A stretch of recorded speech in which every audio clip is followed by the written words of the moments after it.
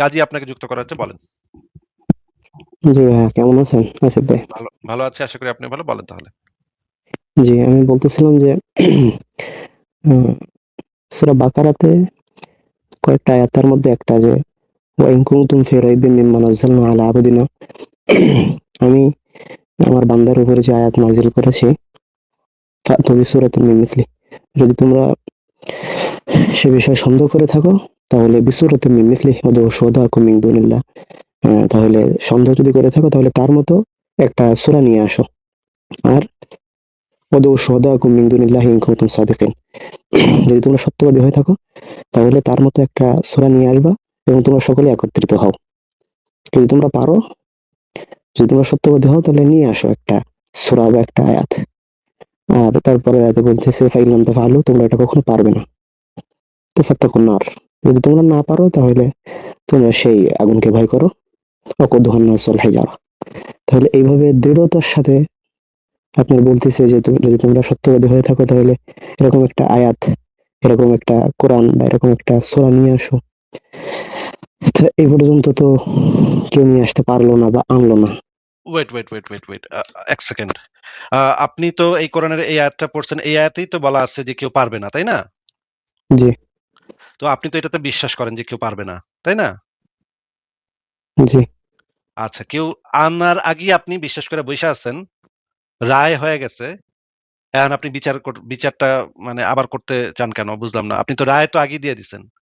যদি রায় আগেই দিয়ে দেন যে এটা কেউ পারবে হুম, না, যেটা আল্লাহ রায় দিয়ে দিছে যে এটা আর কেউ পারবে না, আপনিও কইতাছেন যে এটা কেউ পারবে না, আপনি এটারে বিশ্বাস করেন যে এটা কেউ পারবে না, রায় দিয়া ফেলাইছেন। রায় দিয়া ফেলার পরে বিচার আবার করতে চান কেন? মানে কেউ যদি এখন নিয়েও আসে, আপনি তো ভাই হুম। এই কোরআনের এই আয়াতটাতে অন্ধভাবে বিশ্বাস করেন, তাই না? আপনি তো মনে করেন এই আয়াতটা আল্লাহর পক্ষ থেকে আসা, এই আয়াত ভুল হইতেই পারে না। এই আয়াত কোনভাবে ভুল হইতেই পারে না, যেহেতু এটা কেননা আল্লাহ। জি, কথা কথা কেননা শুনে নেন, এটার প্রথম কথা হুম, শুনে নেন, কথা শুনে নেন। হুম। এখন যে মনে করেন আকাশ আকাশে একটা আয়াত নিয়ে আসছে। কিন্তু আপনি তো কোরআনের আয়াতটাকে বিশ্বাস করছেন যে এটা কেউ আনতে পারবে না। আপনি যদি এটা বিশ্বাস করে থাকেন, আপনি কি আপনার বিশ্বাসের অবস্থানটাকে পরিবর্তন করবেন? আকাশে কি নিয়ে আসছে সেটা মনে করেন এক্স নিয়ে আসছে। সেটা কোরআনের মতো হইছে কি হয় নাই, সেটা জানার আগেই তো আপনি সিদ্ধান্ত নিয়ে ফেলাইছেন যে এক্স পারবে না। তাইলে আপনি যাচাই করবেন কেমনে যে ওইটা কোরআনের মতো হইছে নাকি হয় নাই? এই জিনিসটা আপনি যাচাই করবেন কেমনে? আপনি তো আপনি তো আগে বিচারের রায় দিয়ে ফেলাইছেন। মনে করেন আপনি একটা বিচারক। ঠিক আছে? এখন আপনি মনে করেন আপনার ছেলে, আপনার নিজের যে ছেলে আছে সেই ছেলে কখনো ধর্ষণ করতে পারে না। ধর্ষণ করতেই পারে না। এখন যদি আপনার ছেলে ধর্ষণ করছে কি করে নাই সেটা তো ভিন্ন বিষয়। কিন্তু মনে করেন কেউ একজন অভিযোগ করল যে আপনার ছেলে ধর্ষণ করছে, আপনার কোর্টে, আপনি বিচারক সেই কোর্টের, আপনি জজ, আপনার কোর্টে সেই মামলা উঠছে। এখনো আমরা জানি না যে আপনার ছেলে ধর্ষণ করছে কি করে নাই, এটা এখনো আমরা জানি না। আপনি যদি আগে থেকে সিদ্ধান্ত নিয়ে রাখেন যে আমার ছেলে ধর্ষণ করতে পারেই না, তাহলে ওই যে মামলা করছে, যে আপনার ছেলের বিরুদ্ধে মামলা করছে, সে যত প্রমাণই দেখাক না কেন, যত এভিডেন্সই আনুক না কেন, সেটা কি আপনার ক্ষেত্রে কোনো প্রভাব বিস্তার করবে? প্রভাব বিস্তার তো করবে না। কারণ আপনি তো আগে থেকে বিচার কইরেই রাখছেন যে আপনার ছেলে, যেহেতু আপনার ছেলে সেহেতু দর্শন করতে পারেই না। তাহলে তো আপনি তো একটা অবস্থানে অলরেডি পৌঁছায় গেছেন। তাহলে সে কি প্রমাণ নিয়ে আসতেছে না, না নিয়ে আসতেছে, সেটা দিয়ে কি যায় আসে? সেটা দিয়ে তো কিছু যায় আসতেছে না। মানে আমি আপনাকে বোঝাতে চাচ্ছি, কেউ যদি কোরআনের মতো একটা সূরা নিয়ে আসেও, তাতে তো আসলে কোনো লাভ নাই। কারণ আপনি তো আগে থেকে সিদ্ধান্ত নিয়ে রাখছেন যে কোরআনের মতো কেউ পারবে না। তাইলে যদি কেউ নিয়েও আসে, সেটা মনে করেন ভালো হইছে, কোরআনের থেকে ভালো হইছে বা কোরআনের সমকক্ষ হইছে বা কোরআনের থেকে খারাপ হইছে। যেটাই আসুক, আপনি তো কইবেন, "না, এটা তো কোরআনের মতো হয় নাই। কারণ আমার আল্লাহ কইছে কোরআনের মতো কেউ পারব না। আমি তো এটা বিশ্বাস করছি। তাইলে এখন কেউ আনলেই কি আল্লাহ, না আনলেই কি?" ভাই, ভাই, আপনি যদি আগে থেকে তাল গাছটা ধইরা বইসা থাকেন, এটারে কয় তাল গাছ মানে যুক্তি। ঠিক আছে? তাল গাছটা আপনারই থাকবে। মনে করেন আপনি কইলেন বিচার সবই মানে কিন্তু তাল গাছটা আমার ভাই, হ্যাঁ? তাল গাছটা আমি আমি নিমু। তোমার বিচার মানে আছে, যাও যা ইচ্ছা বিচার করো গা। কিন্তু তাল গাছটা কিন্তু আমারে দাউন লাগবো। ভাই, তাল গাছটা যে আপনারে দাউন লাগবো, এইটা যে একটা কুযুক্তি, সেটা কি আপনি বোঝেন? হুম, একটু বুঝছি বলেন তো, ভাই। এই যে তাল গাছ আপনার এইটা কি জি ভাই, জিনিস সেটা একটু বুঝছি। বলেন তো? তাল তাল গাছ আপনার গাছের এই যে, তাল গাছের বলতেছি কি যে এই অনেক আপনার নিয়ে আসছিল। আপনি বললেন যে নিয়ে না, না, আসে যারা বড়, বড় করে দিছিল। আসছে কি আসে নাই সেটা তো আপনার ক্ষেত্রে কোনো প্রভাব বিস্তার করতেছে না। আসুক কি না আসুক। আপনি তো কেয়ার করেন না। আপনি তো আপনার অবস্থানে স্ট্রিক্ট আছেন। আপনার আল্লাহ কইছে এটা পারব না, আপনি তো বিশ্বাস করছেন পারব না।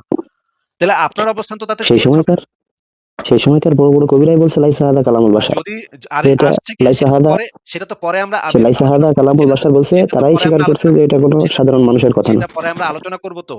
সেটা পরে আমরা আলোচনা করব যে সে কেউ নিয়ে আইছে নাকি আহে নাই সেটা পরে আলোচনা করব। কিন্তু আপনি যারা আরবি এই বোঝে, বুঝছেন, গাজী ভাই, যারা গাজী ভাই, আরবি বুঝে গাজী তারাই সাহেব, বলছে গাজী লাইসা সাহেব, হাদা কালামুল বাশার। গাজী সাহেব, গাজী সাহেব আপনাকে হুম, যদি আমি আপনাকে আবারও আমি বলতেছি যে আপনি যদি আপনার অবস্থানে অন্ধবিশ্বাসী থাকেন যে এটা কেউ পারবই না, তাহলে আপনার কাছে যেই যুক্তি প্রমাণই নিয়ে আসুক না কেন বা যেই সূরাই নিয়ে আসুক না কেন, যেই আয়াতই নিয়ে আসুক না কেন, সেটা তো আপনার ক্ষেত্রে কোনো প্রভাব বিস্তার করবে না।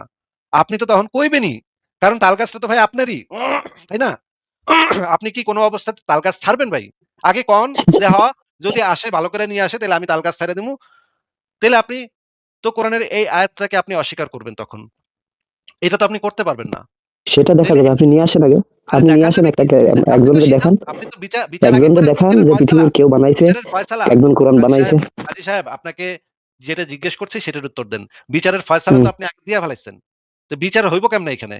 আপনি তো সেটা তো অন্ধবিশ্বাস করছেন। তাইলে এটা তো বিচার হইব হুম। কেমনে? এখানে বিচারের এটা কোনো এটা আপনার প্রশ্নই ধারণা, নেই। এটা আপনার ভুল ধারণা। এটা আমার ধারণা কোথায়? আমি তো স্পষ্ট দেখতে পাইতেছি যে আপনি তালগাছ নিয়ে বইয়া রইছেন। আপনি তো বইয়া হুম, রইছেন তালগাছটা বগলে নিয়ে একেবারে আপনার কোরআনের ভিতরে এটা আছে যে এটা কেউ পারব না।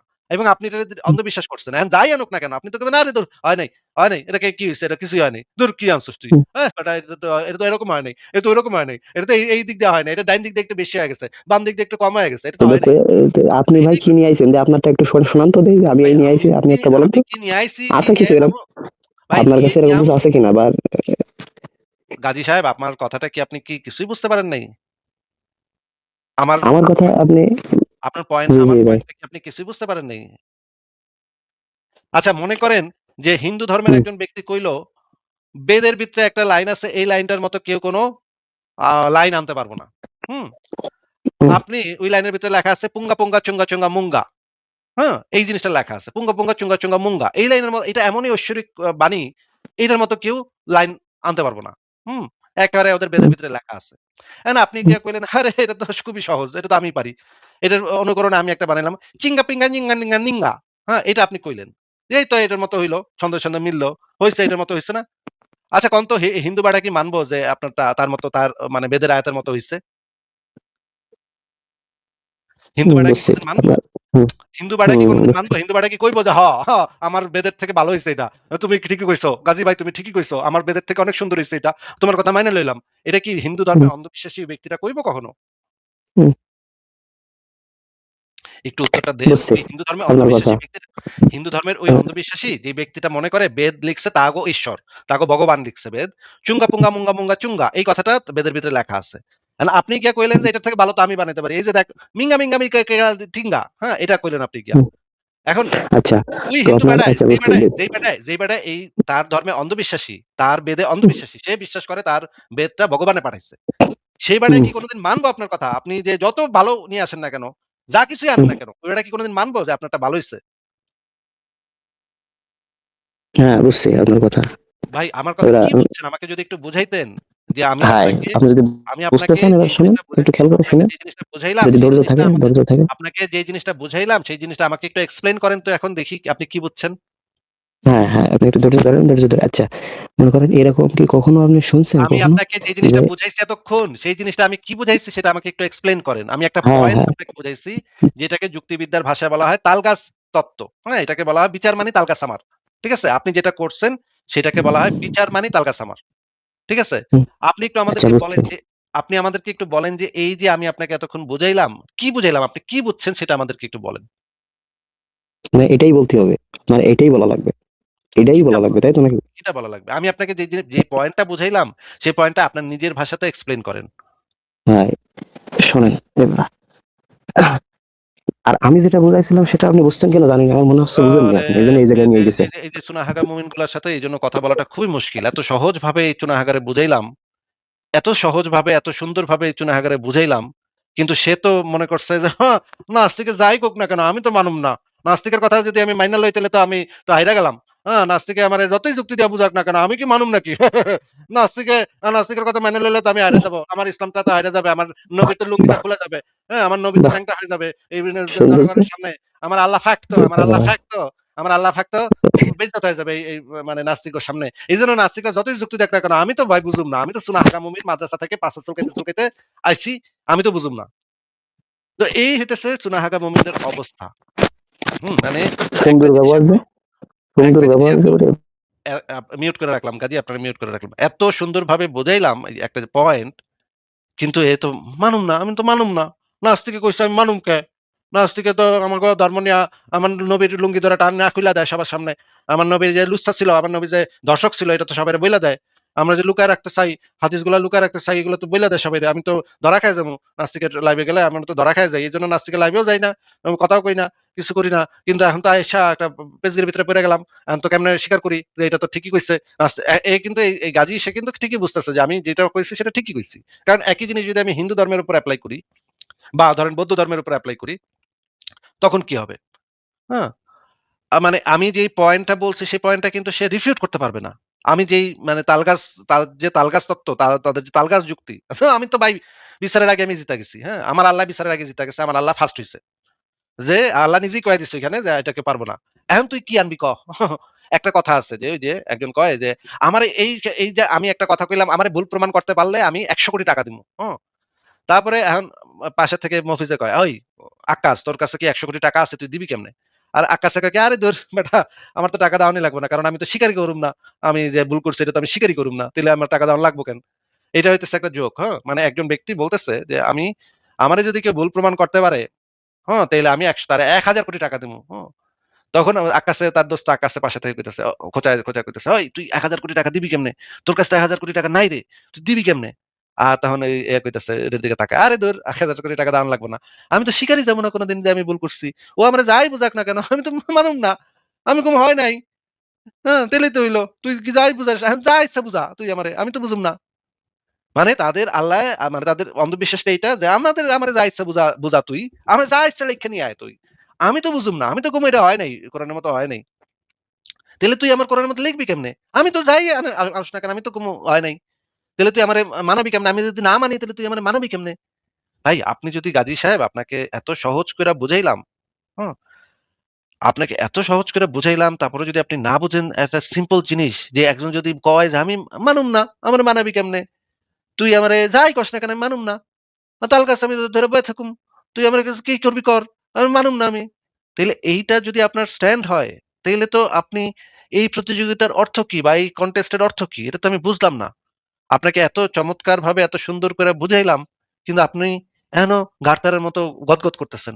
আপনি যদি আমার সাথে আলোচনা আপনাকে আরো কয়েকটা পয়েন্ট বলবো এই বিষয়ে। যদি আপনি আলোচনা করতে ইন্টারেস্টেড হন, যৌক্তিক আলোচনা করতে ইন্টারেস্টেড হন, তাহলে আপনার সাথে কথা বলা যাবে। কিন্তু আপনি যদি এই আচরণ থাকে আপনার, তাইলে তো আপনি কোন যৌক্তিক আলোচনাতে পার্টিসিপেট করতে পারবেন না। আপনি খালি ওই যে চাপাতি রামদানি আল্লাহু আকবার বেলা কল্লা কাটাকাটি এগুলা করতে পারবেন। হ্যাঁ?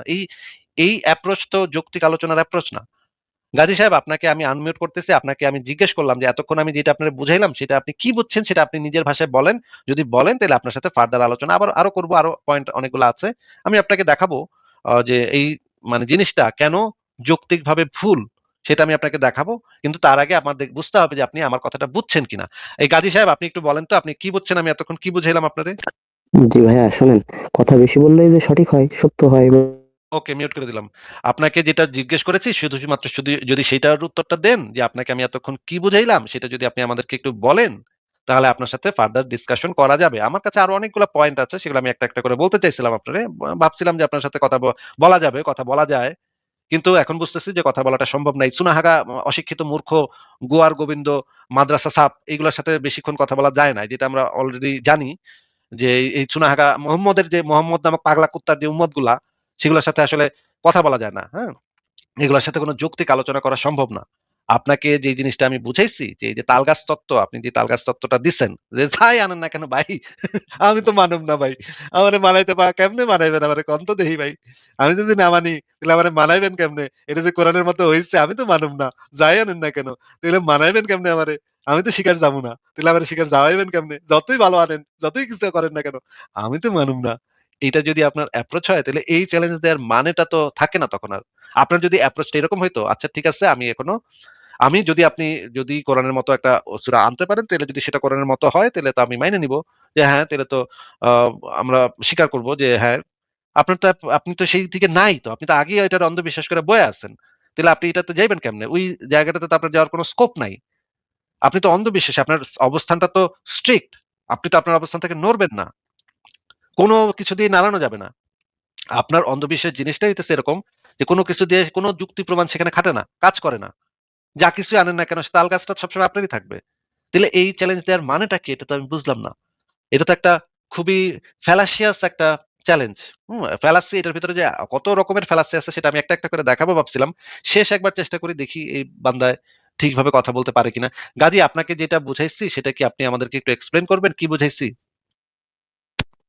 হুম, জি ভাই। তো হ্যাঁ, আপনি যেটা বললেন যে যদি উম উম না করা হয় আপনার, যে যুক্তি যদি না মানা হয় আরকি। আপনি নিয়ে আসলেন একটা কোরআনের মতো কোরআন। তো তারপরে আমি বললাম যে, "না, মানি না।" এটা তো বললেন নাকি ভাই? আপনি যদি একজন অন্ধবিশ্বাসী মুমিন হন, তাহলে তো আপনার অবস্থানটা তো এটাই হবে যে আমি যাই আনেন না কেন আমি মানুম না। কোরআনের মতো হয় নাই। আমি কমু কোরআনের মতো হয় নাই। তাইলে আপনারে আমি মানাবো কেমনে? জি, জি, জি ভাই। হ্যাঁ, যদি এরকমই হয় তাহলে এটা তো কি আমি আনার আমি যে পয়েন্টটা আমি বলছি সেটা কি একটা যৌক্তিক পয়েন্ট বলে আপনার মনে হচ্ছে? মনে করেন একজন কইল রবীন্দ্রনাথের মতো একটা কবিতা লেখা কেউ লিখতে পারবে না। রবীন্দ্রনাথ হইল আল্লাহ। আ সে হুম, আল্লাহর বাপ। হুম? কারণ রবীন্দ্রনাথের মতো কেউ কবিতা লিখতে পারবে না। এখন একজন খুব সুন্দর একটা গান লিখে আনলো রবীন্দ্রসঙ্গীতের মতোই শুনতে মনে হয় রবীন্দ্রসঙ্গীতের মতোই সে একটা গান লিখে আনলো নতুন। এই গানটা লিখে আনার পরে ওই যে রবীন্দ্রপ্রেমী যে ব্যক্তিটা আছে যে রবীন্দ্রনাথের অন্ধভক্ত ওই রবীন্দ্রনাথের অন্ধভক্ত বেড়ায় কি কোনোদিন মানবো যে এটা রবীন্দ্রনাথের মতো হইছে কন্ত? হুম, না ঠিক আছে ভাই, হ্যাঁ, হবে না। এই রবীন্দ্র ভক্ত যে বা রবীন্দ্র অনুরাগী যে হচ্ছে শান্তিনিকেতনে পড়ালেখা করছে, রবীন্দ্রসঙ্গীত নিয়ে সে সারা বছর সারা জীবন সে রবীন্দ্রসঙ্গীত নিয়া গুতাগুতি করছে। এই রবীন্দ্রনাথের সঙ্গীতের এই শব্দের অর্থ এইটা কি, ওইটা কি, কেমনে কি, রবীন্দ্রনাথ কি বুঝাইছে এটা দিয়া। এগুলো নিয়ে যে বেটা সারা জীবন গুতাগুতি করছে, এই বেটা কি কোনোদিন মানবো যে আমার রবীন্দ্রনাথের তার ভগবান রবীন্দ্রনাথ, তার রবীন্দ্রনাথের থেকে ভালো হইছে। এইটা আমি যাই আনি না কেন সে তো কোনোদিন মানবো না। তাই না? তাইলে এইটা তো হচ্ছে গিয়ে একটা সাবজেক্টিভ ওপিনিয়ন। মানে হচ্ছে একটা লেখা বা একটা কবিতার যে ভাষা বা কবিতার যে মর্ম, এটা হচ্ছে মানুষের সাবজেক্টিভ ওপিনিয়ন। এইটা তো সমকক্ষ করা সম্ভব না। এখন আপনাকে ২ নম্বর প্রশ্ন করি। এই জিনিসটা আমি ১ম এ বুঝাইতে চাইছি আপনাকে যে, এইটা হচ্ছে যে একটা সাবজেক্টিভ ক্রাইটেরিয়া ফ্যালাসি এটাকে বলা হয়। যুক্তিবিদ্যার ভাষায় এটাকে বলা হয় সাবজেক্টিভ ক্রাইটেরিয়া ফ্যালাসি। এখন আপনাকে ২য় প্রশ্ন আমি করি। দেখি আপনি বলতে পারেন কিনা। আমি মনে করেন কোরআনের মতো একটা আয়াত যদি আমি লিখে আনি তাহলে আমি কি মনে করেন একটা মুসলিম দেশে আমি কি বলতে পারবো যে আমি কোরআনের থেকে বেটার আয়াত লিখবো? আমি এখন লিখতেছি এই যে কলম নিলাম, কাগজ নিলাম। আমি কোরআনের থেকেও বেটার ভালো একটা আয়াত আমি লিখুম। এই কলম নিয়া কাগজ নিয়ে আমি বসলাম। কোরআনের থেকে ভালো আয়াত নিয়া আমি লিখে দেখামু সবাইরে। এইটা কি মনে করেন আমি বায়তুল মোকাররমে গিয়া মুসল্লিদের সামনে বইসা আমি কি বলতে পারবো ভাই? বলেন তো? গাজী ভাই বলেন। না, না, এটা বললে কি আমার কল্লা আস্ত থাকবো? না। আমারে মানে মুসল্লিরা আইসা আমারে টুকরা, টুকরা করে নিয়ে যাবো না কাইটা কুইট্টা? জি। তার মানে এটা তো একটা বিপজ্জনক মানে চ্যালেঞ্জ, তাই না? এই চ্যালেঞ্জ নিতে গেলে তো একটা বিপদের আশঙ্কা আছে। বিরাট বড় বিপদের আশঙ্কা আছে যে আমার মাইরা মুইরা হুজুররা তো মুসলমান দেশে তো অবশ্যই মানে একেবারে মাইরা মুইরা কাইটা কুইটা নিয়ে যাবো। এমনকি নাস্তিকদের দেশে থাকলেও মানে কোন একটা মুসলমান নিশ্চয়ই আছে আশেপাশে সে এসে আমার কল্লাটা ফালায় দিয়ে যাবো। আ তাই না ভাই? এটা তো চেষ্টা তো অন্তত করব কল্লাটা ফালায় দেওয়ার। তুই বেটা আমার ধর্মের অবমাননা করছস, আমার কোরআনের মতো আয়াত লিখতে দিছস। কত্ত বড় সাহস তুই আমার আল্লাহর মতো আয়াত লিখতে চাইছস। তোরে তো তুই তো মুরতাদ হয়ে গেছস রে। তোর তো কল্লা ফালায় দেওয়া না এখন ওয়াজিব হয়ে গেছে। এই কথা বইলা তো আমার কল্লাটা উড়াই দিব, তাই না? আহ ইস নাকি ভাই? জি, জি। আচ্ছা তাইলে দেখা গেল এই দাবিটা মানে এই চ্যালেঞ্জটা অ্যাকসেপ্ট করাটা একটা খুবই বিপজ্জনক মানে ব্যাপার যেখানে একবার ঢুকলে আমার কল্যাণ নিয়ে আমি ফেরত আইতে পারব নাকি সেটা তো আমি বুঝতেছি না। ঠিক আছে, ঠিক আছে। তারপরে আমরা এখন যদি আপনি আমাদেরকে একটু বলেন যে আ কোরআনের যে মতো যে আপনি কি অরিজিৎ সিং এর মতো একটা গান গাইতে পারবেন ভাই? কোন তো? না। অরিজিৎ সিং এর মতো গান কি পৃথিবীর কেউ গাইতে পারবো? অরিজিৎ সিং এর মতো এখন আহ ওর মতো যদি করে প্র্যাকটিস করে পারবে কি পারবে না বলতে পারবো না ভাইয়া আমি এটা। এটা কি হুবহু অরিজিৎ সিং এর মতো হইব? না। কেন হইব না? কারণ হচ্ছে প্রত্যেকটা শিল্পীর একটা ইউনিক একটা স্টাইল থাকে, তাই না ভাই? জি। মনে করেন নজরুলের কবিতার এক ধরনের স্টাইল আছে, রবীন্দ্রনাথের আবার আরেক ধরনের স্টাইল, মাইকেল মধুসূদন দত্তের আবার আরেক রকমের স্টাইল, শেক্সপিয়ারের আবার স্টাইল আবার একেবারে ভিন্ন। প্রত্যেক কবি, সাহিত্যিক, হুমায়ূন আহমেদের কবি মানে লেখার বইয়ের স্টাইল একরকম। আবার মনে করেন যে প্রমথ চৌধুরীর লেখার স্টাইল আবার আরেক রকম। আবার শরৎচন্দ্র চট্টোপাধ্যায়ের লেখার স্টাইল আবার আরেক রকম। একজনের সাথে তো আরেকজনের স্টাইল মেলে না, তাই না? জি, জি ভাইয়া। প্রত্যেকটা সাহিত্যিক, প্রত্যেকটা কবি, প্রত্যেকটা গীতিকার তাদের প্রত্যেকের তো ইউনিক আলাদা একটা স্টাইল থাকে। এখন আমি যদি রবীন্দ্রনাথের মতো একটা লিখতে শুরু করি, মনে করেন আমি লিখলাম আমার রূপার বাংলা, আমি তোমায় পছন্দ করি, এটা আমি লিখলাম। এখানে কয়েকটা শব্দ পাল্টায় দিলাম, কয়েকটা শব্দ চেঞ্জ করে দিয়ে আমি রবীন্দ্রনাথের মতো বানাইলাম। তাইলে এটা যদি আমি বানাই, তাইলে তো এটা শুনতে রবীন্দ্রনাথ সঙ্গীতের মতোই শুনাইবো, কিন্তু মানুষে তো আমার কইব তুই প্যারোডি করছস, তুই তো প্যারোডি বানাইছস, তুই তো মিমিক্রি করছস। ওই যে হিন্দি সিনেমার নায়কদের অনেকে মিমিক্রি করে, মানে ওই আমির খান যেমনে যেমনে হাঁটে সেরকম সেরকম করে হাইটা দেখায় যে এই যে দেখ আমি আমির খানের মতো হাঁটতাছি। ওইটা তো মিমিক্রি প্যারোডি হয়ে যাবে, ওইটা তো আর অরিজিনাল হবে না, তাই না?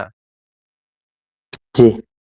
আমি যদি রবীন্দ্রসঙ্গীতের একটা একটা গানের মিমিক্রি বানাই বা প্যারোডি বানাই, সেটা তো রবীন্দ্রসঙ্গীত হবে না। সেটা মেক্সিমাম যেটা হইতে পারে আসিফ সঙ্গীত হইতে পারে বা মহিউদ্দিন সঙ্গীত হইতে পারে। সেটা তো কোনদিন রবীন্দ্রসঙ্গীত হবে না। আপনি কি কোন নজরুল গীতি লিখতে পারবেন একটা কন্ত ভাই? না।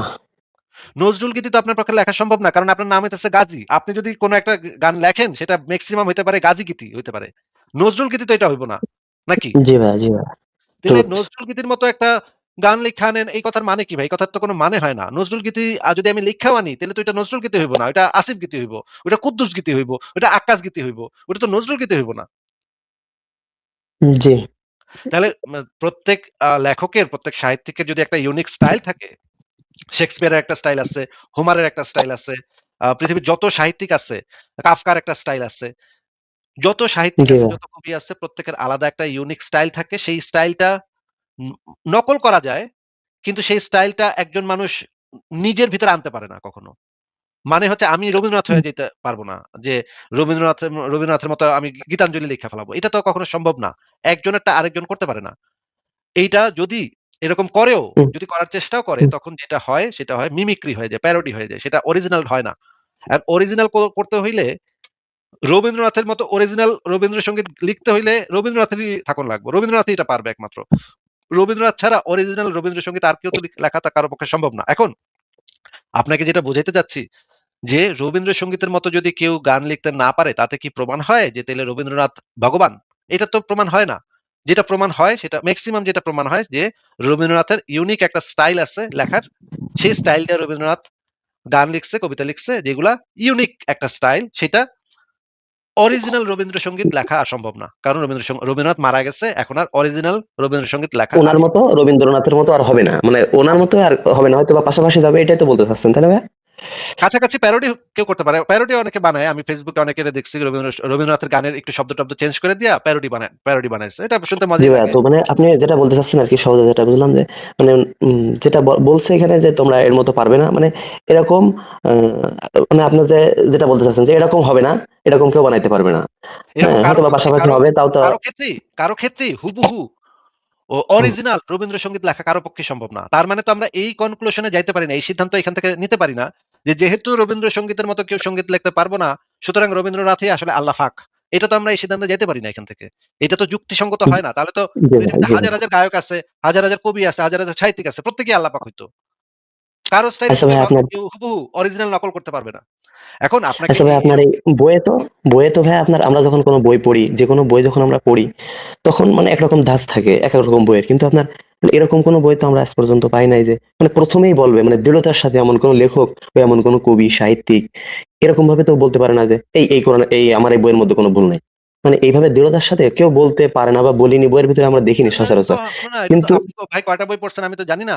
পৃথিবীতে হাজার, হাজার মানুষ হাজার, হাজার বই লিখছে, যে লিখছে আমার বইয়ের ভিতরে কোনো ভুল নাই। কিন্তু আমার বইয়ের ভিতরে মানে কোনো ভুল নেই। প্রথমেই মানে ভাইয়া প্রথম পৃষ্ঠায় বলবে যে যেরকম জালিকাল কিতাব লা রাইবা ফি, বা এটা এমন কিতাব, বা এটা আমার এমন কিতাব যে কিতাবের মধ্যে কোনো ভুল নেই, কোনো সংশয় নেই। গাজী ভাই, মানে গাজী ভাই, আমি আসলে। গাজী জি ভাই ভাই। একটু কথাটা শুনেন, কথাটা এই পয়েন্টটা শুনেন আগে। এইটাকে বলা হয় বৃত্তাকার কুযুক্তি। ঠিক আছে? মানে হচ্ছে গিয়ে এটাকে বলা হয় সার্কুলার রিজনিং। মানে হচ্ছে যুক্তিবিদ্যার হুম, ভাষায় যদি কোনো একটা বইয়ে লেখা থাকে যে এই বইটা হইতেছে এই বই বইতে কোনো ভুল নাই, কারণ এই বইতেই লেখা আছে এই বইতে কোনো ভুল নাই।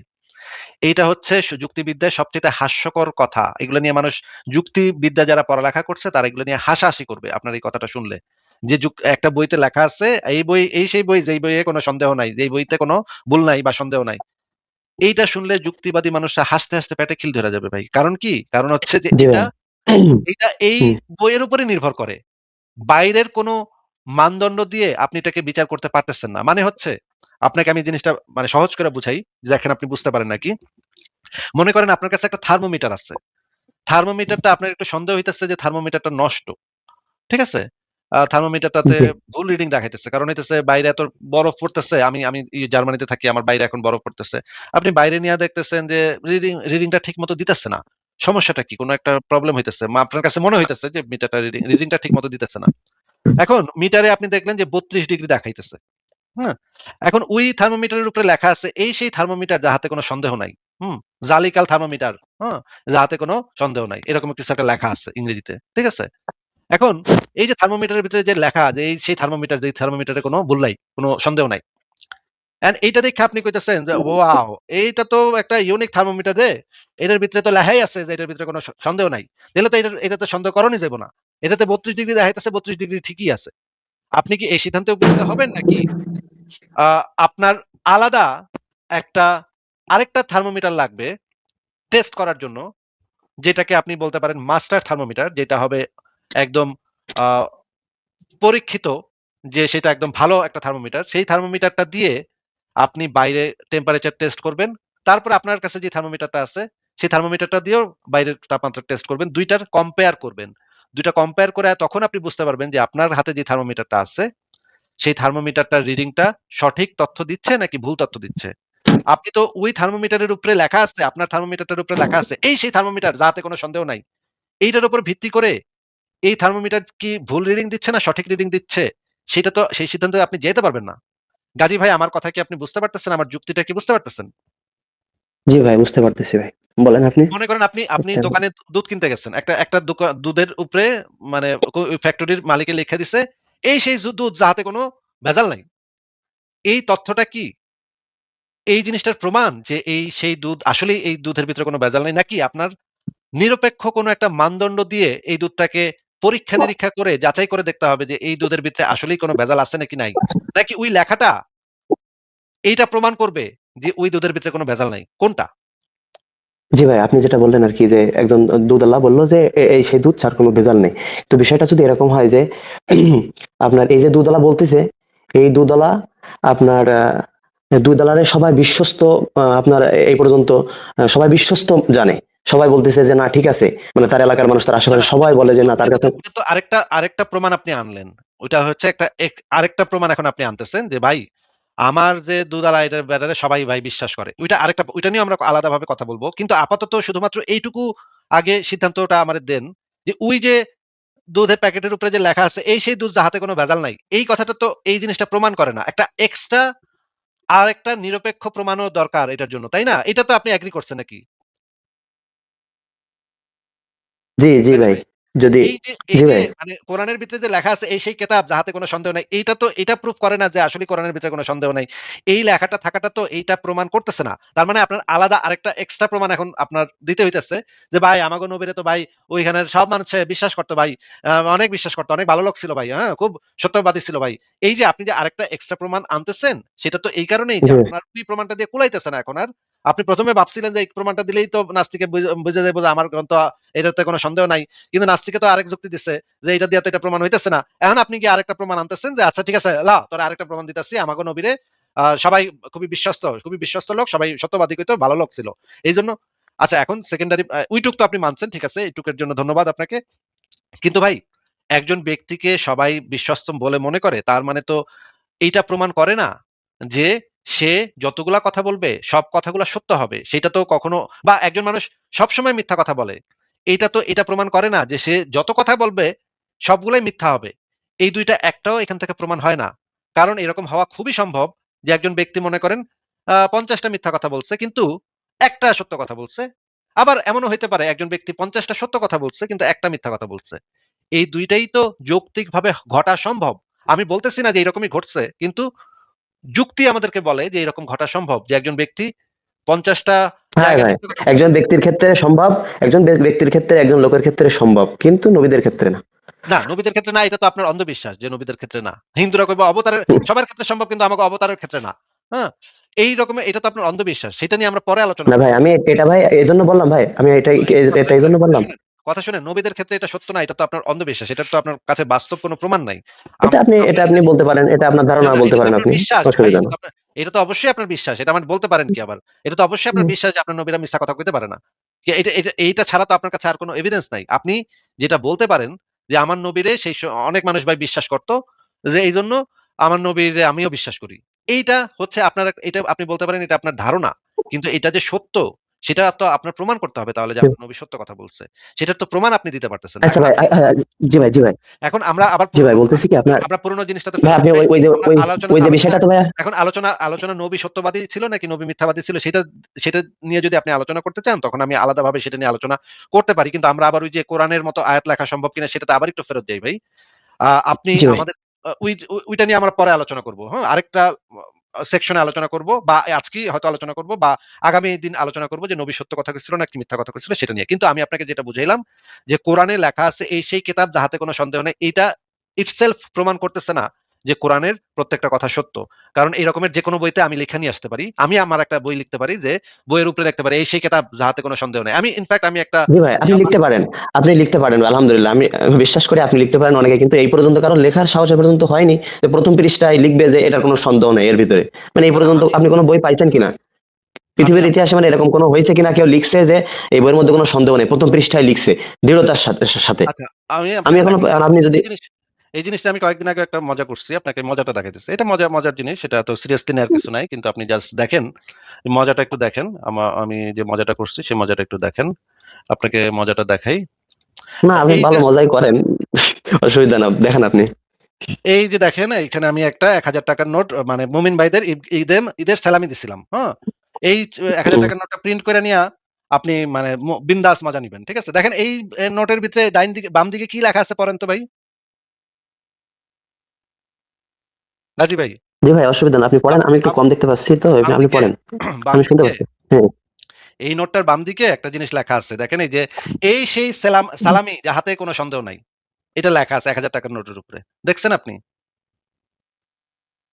জি, জি। তো হ্যাঁ, এই দেখছি। তো এইটা তো সুন্দর আপনি প্রিন্ট করবেন। প্রিন্ট করে আপনি মানে কেনাকাটা বিন্দাস মজা নিবেন, তাই না? যত ইচ্ছা প্রিন্ট করবেন, যত ইচ্ছা প্রিন্ট করে দোকানে নিয়া আপনি হুম, খানাদানা খাইবেন, বড় হোটেলে গিয়ে খাইবেন। অসুবিধা কি? আমি তো হুম। লিখেই দিছি। ভাই এখন কোন তো এই যে এইটা প্রিন্ট করে নিয়ে গেলে আপনার মানে দোকানদারেরা কি কইব আপনারে? না, এটা আপনি বানাইছেন, এটা করে যুক্তি দিছেন, এটা তো আসলে তো আহ, এটা দিয়ে কি হবে? এটা দিয়ে তো কিছুই হবে না। তো ভাই আপনার, বুঝছি আপনার এটা কথা, আমি আপনাকে সুন্দর জিজ্ঞেস যুক্তি করতেছি যে দেখাইছেন। একটু দয়া করে বলেন যে এই যে ৳১,০০০ নোটের হুম, উপরে আমি লিখে দিছি, এই সেই সালামি যাহাতে হুম। কোনো সন্দেহ নাই। এই টাকাটা চলবে কিনা বাজারে কোন? আপনি যদি আপনি দোকানদারে লিখছেন, গিয়ে কোন আপনি আপনি যদি দোকানদারে গিয়ে হ্যাঁ, কোন, হ্যাঁ, "আরে বুঝছি। বেটা দেখ এখানে কি লেখা আছে দেখ। এই সেই সালামি যাহাতে কোনো হুম। সন্দেহ নাই।" তো না তুই না, আমার এই যে ভাই, ২০ টাকা আপনি, না, আপনি লিখছেন এই জন্য হয়তো বা চলবে না, কিন্তু সেরকম যদি কোনো আরে নির্ভরযোগ্য ভাই, মানুষ আরে ভাই, হইতো, সৎ আরে ভাই মানুষ। এই হ্যাঁ। কাগজের ভিতরে লেখা আছে। এটা তো কে লিখছে এটা তো হুম। ইম্পোর্টেন্ট না। কাগজের ভিতরে লেখা আছে যে এই সেই সালামি যাহাতে কোনো সন্দেহ নাই। তাহলে না, এটা কে চলবে নাকি লিখছে ভাই? এটা তো ইম্পর্টেন্ট ভাইয়া। ভাইয়া আরে কে কে লিখছে, লিখ যে সে লোকটা বিশ্বস্ত কিনা, আরে সে লোকটা আরে বিশ্বস্ত ভাই কিনা দেখতে হবে না? সুন্দরভাবে কম্পিউটারে প্রিন্ট করা আছে জিনিসটা। এই সেই সালামি যাহাতে কোনো সন্দেহ নাই। আচ্ছা নিচে ধরেন হুম, আমি লিখে দিলাম, নিচে আমি ব্র্যাকেটে লিখে দিলাম এই কথাটা কইছে আল্লাহ।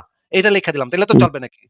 আপনি লিখলে তো হবে না, আপনি লিখলে তো হবে না, এরকম আরে আমি একজন লিখতে ব্র্যাকেটে হবে লিখে দিছি। যে তার গ্রামের ব্র্যাকেটে মানুষ, তার গ্রামের মানুষ, ব্র্যাকেট তার শহরের মানুষ ব্র্যাকেটে সবাই বলবে যে না সে বিশ্বস্ত। ব্র্যাকেটে ব্র্যাকেটে লিখে দিছি আপনারা আল্লাহ। যদি বলে ভাই, আপনারা যদি সবাই বলে বিশ্বস্ত আসিফ মহিউদ্দিন, ইনি একজন আপনি বিশ্বস্ত তো মানুষ, আপনি 40 তো বছর ধরে কেউ মিথ্যা কথা বলেনি, তাহলে আমি আপনি তো আপনারে, হ্যাঁ।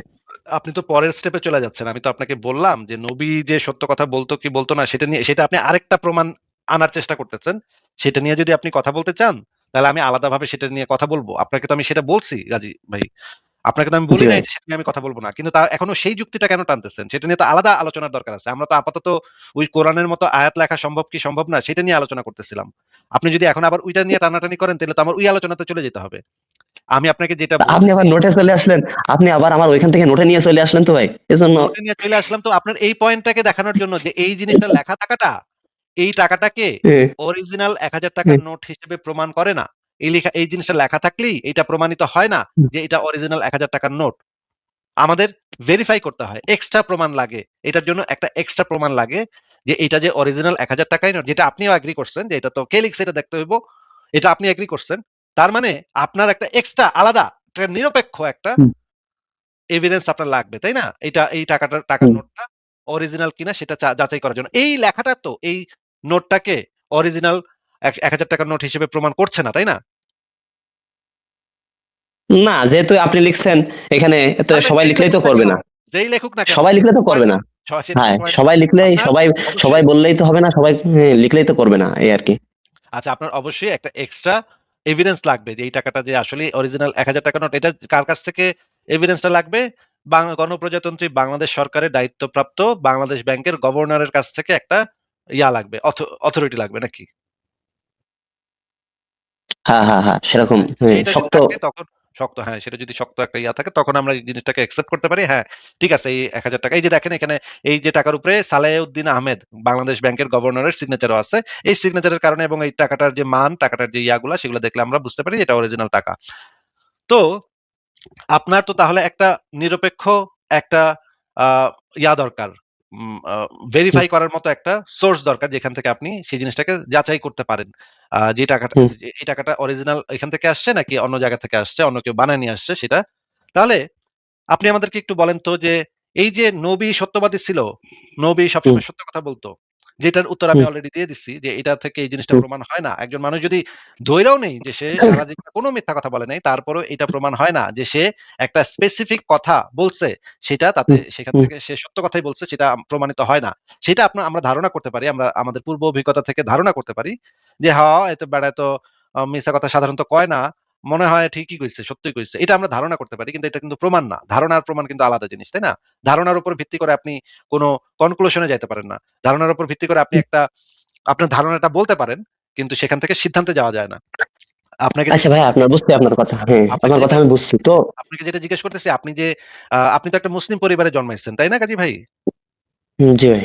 আপনি ছোটবেলা থেকে এটা শুনে শুনেই তো বড় হয়েছেন আপনার নবী সত্যবাদী, আপনার কোরআন না, সত্য। না, না, এভাবে আমি বড় আপনার হয়েছেন। ওই শুনেই যে বিশ্বাস করছি তা না, আপনার এটা তো, না, সেটা তো এটা তো আপনাকে আমি বলি আপনার। নাই যে আপনি শুনে বিশ্বাস করছেন, এটা তো আপনাকে আমি বলি নাই। হুম, কিন্তু আপনি তো এটা শুনে, আপনি শুনে বললেন বড় যে শুনে হইছেন। শুনেই তো ইয়ে হয়েছেন, শুনে শুনে শুনে, ইয়ে শুনে হয়েছেন, তো শুনে বড় শুনে যে হইছেন ই তো। করতে। শুনে, শুনে তো বড় হইছেন তো। বড় কি হন নাই? নাকি এই জি, কথা জি, জি আপনার ভাই, কোনদিন বলেন। কয় নাই? এই কথা কি আপনার কেউ কোনদিন কয় নাই যে আপনাকে নবী সত্যবাদী ছিল, আপনার কোরআনে যা লেখা আছে সব সত্য কথা, আল্লাহ সত্য, কোরআন সত্য, নবী সত্য, এগুলা কি আপনার ছোটবেলা থেকে কয় নাই কেউ? হ্যাঁ, হ্যাঁ, হ্যাঁ। বলছে। তখন জি তো ভাই। আপনি নিশ্চয়ই তখন কইছেন, "না আমি মানি না, মানি না নবী সত্য, প্রমাণ দে, প্রমাণ ছাড়া আমি মানব না।" এটা তো ছোটকালে আপনি করেন নাই নাকি? না, ছোটবেলায় এটা তো কেউ বলেও না।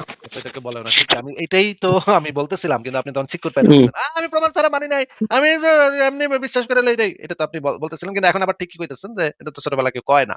ছোটবেলায় মানুষের মন হুম, মানসিকতা অনেক নরম থাকে, অনেক বোঝে না অনেক কিছু। তখন তারে ওই যে কাদামাটির মতো থাকে, সেটা যেমনে বানাইতেছেন আপনি সেমনি সে গড়ে উঠবে। তাই না? ছোট একটা মানুষ হুম, হুম। কাদামাটির মতো থাকে। জি। তাকে যেভাবে আপনি যদি হিন্দু পরিবারে ওগুলা শিখায় বড় করেন ঐরকমই হয়েই বড় হয়। খ্রিস্টান পরিবারে যদি হুম, বড় হয় তাহলে এমনিই বড় হয়। বাইবেলরে সত্য বলে মনে করে, যিশুরে ঈশ্বর বলে মনে করে, ওইভাবেই সে বড় হয়। হুম। আপনার ছেলেরা যদি মনে করেন জন্মের সময় হারায় গেছে, হ্যাঁ? হাসপাতালে জি ভাই। গেছিলেন, চেঞ্জ হয়ে গেছে। আপনার ছেলে গেছে ইহুদির ঘরে, আর ইহুদির পোলা পড়ছে আপনার ঘরে। আপনার পোলায় ১৮ বছর পরে কি হইব? মুসলমান হইব, তাই না? আর আপনার হুম, পোলা যেটা অরিজিনাল পোলা সে ইহুদির ঘরে গেছে, সে ইহুদি হয়ে বড় হইব নাকি ভাই? জি ভাই।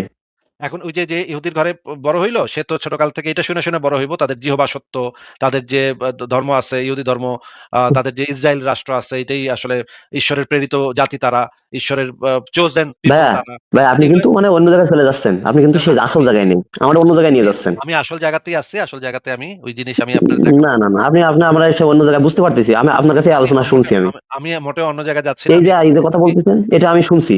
আপনি আমি এইভাবে আপনাকে আরকি অন্য জায়গায় আমি নিয়ে যায় আপনাকে এগুলা। আমি আপনাকে বোঝাবার চেষ্টা করতেছি যে আপনি কনফার্মেশন বায়াসে মানে বায়াসের ভিতরে আছেন। আপনার কগনিটিভ বায়াস আছে আপনার ভিতরে। যে কগনিটিভ বায়াসের জন্য আপনি স্বাধীনভাবে যাচাই করতেই সক্ষম না। যে কারণে আমি যদি কোরআনের আয়াত বানায় নিয়েও আসি, তাতে কোনো লাভ হুম, হবে না। কারণ আপনি অলরেডি কগনিটিভ বায়াস এর অন্তর্ভুক্ত। কগনিটিভ বায়াস শব্দের মানে হইল জ্ঞানতাত্ত্বিক পক্ষপাত। মানুষ নিরপেক্ষ মানুষ যাচাই করতে পারে শুধুমাত্র নিরপেক্ষ হইলে। মনে করেন একজন বিচারকের নিজের ছেলে যদি বিচারের কাঠগড়ায় ওঠে, তখন ওই বিচারককে বিচার করতে দেয়া হয় না। এটা আইনে আছে, সংবিধানে আছে, ঠিক আছে? আইনের ভিতরে আছে এটা, যে কোনো বিচারক তার নিজ সন্তানদের বিচার করতে পারবে না। তখন ওই বিচারককে সরায় অন্য বিচারক আনতে হয়। কারণ কি? কারণ কনফ্লিক্ট অফ ইন্টারেস্ট হয়। কনফ্লিক্ট অফ ইন্টারেস্ট কি বোঝেন ভাই? না বলেন, সহজে বলেন, একটু সহজে বোঝাই দেন। মানে হচ্ছে যে ওই ব্যক্তির আবেগ, অনুভূতি, পিতৃস্নেহ, এই জিনিসগুলা সেখানে কাজ করবে। এই কারণে সঠিক সুবিচার হবে না। ন্যায় বিচার সেখানে সম্ভব না। কারণ তার পিতৃস্নেহ আসতে পারে, আবার পিতৃ ঘৃণাও আসতে পারে। যদি এমন হয় যে একজন ব্যক্তি একজন মানুষকে অনেক ঘৃণা করে, তাকেও ওই মানে কোর্টে জাজ হিসেবে নিয়োগ দেয়া যাবে না। কারণ ওই ঘৃণাটা, তার ভিতরে যে আগে থেকে যে পূর্ব ঘৃণা আছে, সেই ঘৃণাটা তার বিচার কাজে প্রভাব বিস্তার করবে। বা পূর্ব যে ভালোবাসা আছে, ভালোবাসা থাকুক বা ঘৃণা থাকুক, যাই থাকুক না কেন, এইটা তার বিচার কাজে প্রভাব বিস্তার করতে পারে। এই কারণে কোনো বিচারকের কোনো পূর্ব ঘৃণা বা পূর্ব ভালোবাসা থাকতে পারে না। সেটা থাকলে সেই বিচার ন্যায় বিচার হয় না। এই জিনিসটা কি আপনি জানেন? জি ভাই। তাহলে আপনার ভিতরে যদি, আপনি যদি ছোটবেলা থেকে এইভাবে বড় হয়ে থাকেন, যে আপনাকে এইভাবে বড় করা হয়েছে যে কোরআন সত্য, নবী সত্য, আল্লাহ সত্য, একজন হুম, হিন্দুকেও একইভাবে বড় করা হয়, একজন ইহুদিকেও একইভাবে বড় করা হয়। এইটা, এই ডেভেলপমেন্টের পরে আপনার হুম। তো এটা মানে কোরআনের মতো হইছে কি হয় নাই সেটা যাচাই করার জন্য আগে তো আপনার নিরপেক্ষ জায়গাতে আসতে হবে। আপনার আগে কোরআনকে অবিশ্বাস করতে হবে। বলতে হবে কোরআন আমি মানি না। তারপরে আমি দেখি যে আমি এখন বিচার করতে বসবো যে এটা কোরআনের মতো হইছে নাকি হয় নাই। কিন্তু আপনি তো সেই অবস্থানে নাই ভাই। তাইলে আপনি বিচার করবেন কেমনে কোরআনের মতো হইছে কিনা? জি ভাই, বুঝতে পারছি। আপনি অনেক বলছেন, আপনার যদি আলহামদুলিল্লাহ অনেক আপনার সুন্দর যদি হয়েছে। পূর্ব আপনি সুন্দর আপনার যদি হয়ে ভাই। পূর্ব ভালোবাসা থাকে, আপনার যদি ইসলাম ধর্মের হুম, প্রতি পূর্ব ভালোবাসা থাকে, আল্লাহর প্রতি যদি ভক্তি থাকে, নবীর প্রতি যদি আগে থেকে ভক্তি থাকে, তাহলে এই হুম। বিচার প্রক্রিয়া তো আপনি করতেই আপনার কোনো যোগ্যতা নাই। এই বিচার প্রক্রিয়া পরিচালনার মতো যোগ্যতাই আপনার নাই। কারণ আপনি নিরপেক্ষ না। আপনার একটা বায়াসনেস আছে, না আপনার একটা ভাই, পক্ষপাত আছে। বুঝছি ভাই। এবার বুঝছি আপনার কথা। এখন আমি অল্প একটু বলি, একটু শোনেন। আপনি তো অনেক বলছেন, সুন্দর আচ্ছা বলেন। হয়েছে আপনার বলা। আমি একটু বলি, শোনেন। মনে করেন ভাই, কোরআন এরকম একটা কিতাব যেটা আপনার ৬০০ পৃষ্ঠা আছে সেখানে। আপনার এখানে আপনার ১১৪টা সূরা আছে, ৬০০ পৃষ্ঠা আছে, ৬৬৬টা বা অন্য অন্য আরো রেওয়ায়াত আছে, আয়াত আছে। এখন এই সবগুলো আয়াত আরবিতে আপনার মুখস্থ এরকম লক্ষ লক্ষ কোটি কোটি এখন হাফেজ আছে, মানে প্রথম থেকে শেষ পর্যন্ত পড়বে, কোনো ভুল যাবে না, জেদ জবর। মানে আপনার অন্য কোনো, আপনার তাও হিন্দুদের সেই আপনার গীতা হোক আর বা অন্য অন্য ধর্মের গ্রন্থ হোক, মানে ওই গ্রন্থের আপনার হাফেজ আর কি, পণ্ডিত, প্রথম থেকে শেষ পর্যন্ত পড়বে, মুখস্থ থাকবে, এরকম কোন বই বা এরকম কোন ধর্মগ্রন্থ আছে কিনা? মানে তাদের ধর্মের এটা গ্রন্থের। এটা জি ভাই। ধর্মগ্রন্থ থাকলে কি প্রমাণ হয় আর না থাকলে কি প্রমাণ হয় সেটা যদি বলতেন। ওই যে আল্লাহ তো মনে বলছে করেন আমি কেউ এটারে নাই। হেফাজত মনে করব। করেন মনে এটা। করেন কেউ নাই। মনে করেন কেউ নাই। মনে করেন রবীন্দ্র সঙ্গীত হাজার হাজার মানুষ মুখস্থ করে, হাজার হাজার মানুষ গান গায়। তার থেকে না তো না না, এটা কিন্তু প্রমাণ হয় না। কিন্তু এইভাবে ভাই, পুরা কোরআন প্রথম থেকে শেষ পর্যন্ত, এটা একটা মিরাকেল মনে হয় না? মানে কিভাবে এটা একজন ছোট্ট মানুষ প্রথম থেকে শেষ এটা পর্যন্ত এটা মুখস্থ করে রাখতেছে, বলতেছে না? এটা তো এটা মিরাকল কিভাবে মনে হচ্ছে সম্ভব? না। এটা এটা যদি আপনি মিরাকল হিসেবে ধরেন তাহলে তো সেটা মানুষের হুম, কৃতিত্ব হয়। এটা তো আল্লাহর কৃতিত্ব বলে আমার কাছে মনে হচ্ছে না। এটা তো কোন একজন মানুষের কৃতিত্ব যারা হচ্ছে অন্ধবিশ্বাস বশত একটা কোরআনরে মুখস্থ করে ফেলতেছে, যেটার কোনো আসলে উপযোগ নাই, যেটা আসলে একটা বেহুদা কাজ, যেটা মুখস্থ করে কোনো লাভ নাই। সারা পৃথিবীতে কোনো উন্নতি হয় না। এই কোটি, কোটি, কোটি, কোটি মানুষ সারাদিন বইসা কোরআন মুখস্থ করতেছে, যেটার কারণে পৃথিবীর কোনো অগ্রগতি হয় না, কোনো উন্নতি হয় না। এই সময়টা যদি তারা জ্ঞান বিজ্ঞানের গবেষণাতে কাজে লাগাইতো, তাহলে আজকে মুসলিম বিশ্ব পৃথিবীর কোন জায়গায় থাকতো সেটা আপনি কল্পনা করতে পারবেন না। আজকে মুসলিম বিশ্ব সারা পৃথিবীতে ডমিনেট করতো, জ্ঞান বিজ্ঞান চর্চা যদি করতো ওই সময়টা বইসা তারা। কিন্তু তারা ১৪৫০ বছর ধরে এই আরবি ভাষারা কি কোরআন কি আল্লাহ আলিফ লাম এইগুলা সব লিখে রাখছে। এগুলা বয়ে, বয়ে তুই মুখস্থ কর। তোর বোঝন লাগবে না। তুই মুখস্থ করে যা। হ্যাঁ? তুই কইতে পারলি তুই ভেস্তে যাবি। আরে ভাই, এইটা দিয়ে দুনিয়ার কি উন্নতি হয় এটা তো আমি বুঝলাম না। এটা তো একটা মানে বেকুবের কাজ। কোরআন মুখস্থ করা, হাফেজ হওয়া, এইটার মতো বেকুবের কাজ তো আমি আর দুনিয়াতে দেখি না। মনে করেন একটা কবিতা আমি হ্যাঁ, লিখলাম। এরা যে কি পাগল ভাই! মানে ভাই এই পাগলা কাজী করা মানে সাহেব, বুঝলাম না, সবার কাজী মাথার সাহেব, ভিতরে জি ভাই। কাজী সাহেব কথাটা শুনেন, কথাটা শুনেন। মনে করেন না, চিঙ্গাপিঙ্গা আমিও তাই বলতেছি, মানে এরা যে ভাই কি পাগল, মাথার মধ্যে কি ঢুকলো?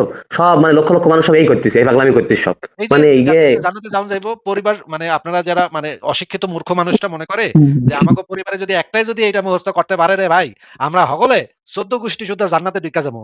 ওই তুই কি হালার পো, যে পাগল তুই সব এরা! এইজন্য এরা যে মাইরা কি মুইরা কায়দার পাগল, সব কুত্তার এই মতো, করতেছে। কুত্তার মতো পিটাইয়া, আপনারা কুত্তার মতো পিটাইয়া বাচ্চাগুলারে বাইন্দা, শিকল দিয়া বাইন্দা কুত্তার মতো পিটাইয়া পিটাইয়া আপনারা কোরআন মুখস্থ করেন ভাই। আমি ছোটকালে একটা মসজিদে যাইতাম কোরআন মুখস্থ করতে। আমি জানি যে কি পরিমাণ মাইর ধর করতো হুজুরেরা কি পরিমাণ মায়ের দর করে হুজুরেরা, হ্যাঁ, হ্যাঁ, আছে অনেকে অনেক জায়গায় আছে। এটা তো আপনি তো অস্বীকার করতে পারবেন না ভাই। এটা তো সবাই না, জানে। না, না, এটা অবশ্যই। মিছা কথা কয়ে লাভ নাই তো, হ্যাঁ? যে হুম, ভাইরা হুম, পাছার হাড্ডি-গুড্ডি ভাইঙ্গা আপনারা এই কোরআনটারে মুখস্থ করেন একটা বাচ্চার উপরে টর্চার করে। বাচ্চারা সারা হুম। জীবনের মানে সাইকোলজিক্যাল মানে প্রবলেম করে দেন আপনারা একেকটা বাচ্চারে পিটায়া আচ্ছা, একটা আচ্ছা, বাচ্চার ঠিক গায়ে আছে। হাত তুলতে হয় না। একটা বাচ্চারা হাড্ডি-গুড্ডি ভাইঙ্গা আপনারা এই বালের কোরআন আপনারা মুখস্থ করান। এই বাল কোরআন মুখস্থ কইরা কি হুম, বালটা ফালায় মানছে এটা তো আপনারা তো দেখতেই আছেন যে দুনিয়ার কোথাও মুসলমানদের কোনো জায়গা নাই। মুসলমানরা সব জায়গায় গিয়ে লাত্তি-উষ্টা খায়। মানে একটা ইউরোপের একটা দেশে আপনি এয়ারপোর্টে নামলে আপনারে ৩ বার ন্যাংটা করে চেক করব। আপনি একটা জঙ্গির বাচ্চা জঙ্গি কিনা এটা চেক করব যে আপনার পাছার ভিতরে আপনি বোমা নিয়ে ঢুকছেন নাকি এই দেশে। এটা আপনার ১০০ বার করে চেক করব আপনার পাছা খুইলা, আপনার পাছার ভিতরে আঙুল ঢুকায় চেক করব আপনার পাছার ভিতরে বোম আছে নাকি। ভাই ছি। এই রকমের অবস্থা মানে মানে মানে মুসলমানদের সম্পর্কে এই রকমের ধারণা সারা পৃথিবীর মানুষের। আপনাদের কি ভাই মানে এটা আপনারা আবার গর্ব করেন, না আমার মুখস্থ আমরা না বুঝি আমরা মুখস্থ করছি। একটা পুরা গ্রন্থ আমরা মুখস্থ করছি। কি আমার বালটা ফালাইছেন আপনারা, হ্যাঁ? যে সেখানে সারা হুম, পৃথিবীর মানুষ জ্ঞান বিজ্ঞানে আগায় যাচ্ছে। সারা হুম, পৃথিবীর মানুষ ওষুধ আবিষ্কার করতেছে, নতুন ওষুধ আবিষ্কার করতেছে। নতুন মহাকাশে চলে যাচ্ছে। আর আপনারা এখনো ওই যে মাথা ঝুঁকায় আ লা তাব্বাত ইয়াদা আবি লাহাব ওয়া তাব, তাব্বাত ইয়াদা আবি লাহাব ওয়া তাব এটা মুখস্থ করে যাচ্ছেন। এটা এই বালটা পইড়া কি হয়? তাব্বাত ইয়াদা আবি লাহাব পইড়া কি হয়? কি বালটা ফালান যায় দুনিয়ার? আমি তো ভাই বুঝি না ভাই। এটা আপনারা হয়তো খুব ভালো লাগে আপনাদের পড়তে। তো ভাই আপনাকে আমি যেটা বললাম যে এই বালের কোরআন পইড়া তো কোনো দুনিয়ার কোনো উন্নতি তো হইতেছে না। দুনিয়ার আরো অবনতি হইতেছে। সারা পৃথিবীর মানুষ জঙ্গিবাদ শিখতেছে। এখন আপনাকে আমার প্রশ্ন হইলো যে ভাই আমি মনে করেন একটা কোরআনের মতো একটা সূরা লিখতে চাচ্ছি। হ্যাঁ? মনে করেন আসিফ হুম, মহিউদ্দিন হুম, একটা কোরআনের মতো একটা সূরা লিখব। এখন আমি আপনাকে কয়েকটা আয়াত আপনাকে আমি একটু দেখা দিতে চাই। দেখেন আপনি মানে আ এই আয়াতগুলা হয় কিনা আপনার অবশ্য মানে আপনি যদিও বলবেন যে এটা হয় নাই, কোরআনের মতো হয় নাই বা কিছুই হয় নাই। ধুর বাল ফাল লিখছেন আপনি বালের লিখছেন। আপনি এটাই কইবেন আমি জানি আগে থেকেই। কিন্তু তারপরে আপনাকে দেখাচ্ছি জাস্ট মানে আমরা একটু যাচাই করার জন্য, যুক্তিটা যাচাই করার জন্য আমি আপনাকে কয়েকটা আয়াত এখানে দেখাচ্ছি। আ এই যে দেখেন এখানে আমি কয়েকটা আয়াত দিচ্ছি, হ্যাঁ? আ এই যে দেখেন, ১ম এ আমি দিচ্ছি সূরা তাওবার যে ৫ নম্বর আয়াতটা আছে না? ৫ নম্বর আয়াতে কি আছে? গাজী ভাই এই যে হুম, আমি এখানে বাম দিকে দিচ্ছি কোরআনের আয়াতটা, ডান দিকে দিচ্ছি আমি যেটা লিখছি সেটা। হুম? বাম হুম, দিকে দিচ্ছি কোরআনের সূরা তাওবার ৫ নম্বর আয়াতে যেটা লেখা আছে এটার বাংলা অনুবাদ হইলো, "অতএব হারাম মাসসমূহ অতিবাহিত হলে মুশরিকদের যেখানেই পাও হত্যা করো, তাদের বন্দী করো, অবরুদ্ধ করো এবং তাদের বিরুদ্ধে সব জায়গায় ওঁত পেতে থাকো।" এটা কোরআনের ৫ নম্বর সূরা তাওবার ৫ নম্বর আয়াতে বলা আছে। তাই না ভাই নাকি? হুম, হুম, আছে। আচ্ছা। এইটার আমি লিখছি আ যদি কেউ আজ আমি লিখছি, "নিরাপদ সময় শেষ হলে মুসলিমদেরকে যেখানেই পাও হত্যা করো, তাদেরকে বন্দী করো, অবরুদ্ধ করো এবং তাদের বিরুদ্ধে সব জায়গায় ওঁত পেতে বসে থাকো।" এই কথাটা যদি আমি আজকে লিখি ইউরোপে বইসা, ভাই হুম, আমার কি হবে জানেন ভাই? আমি যদি এই কথাটা বলতাম, হুম, মুশরিকটারে সরায় দিয়ে যদি এখানে মুসলিম লিখতাম, তাইলে আমারে পুলিশে ধরে নিয়ে যাবে। কারণ বলবে যে, "তুমি তো মুসলিমদের বিরুদ্ধে ঘৃণাত্মক কথাবার্তা বলতেছো। এটা তো জঙ্গিবাদী কথা। তুমি মুসলিমদের বিরুদ্ধে হেট স্পিচ ছড়াচ্ছ কেন?" আমাকে বইলা জার্মান পুলিশ আমারে পাছে বাড়ি মেরে নিয়ে যাবে।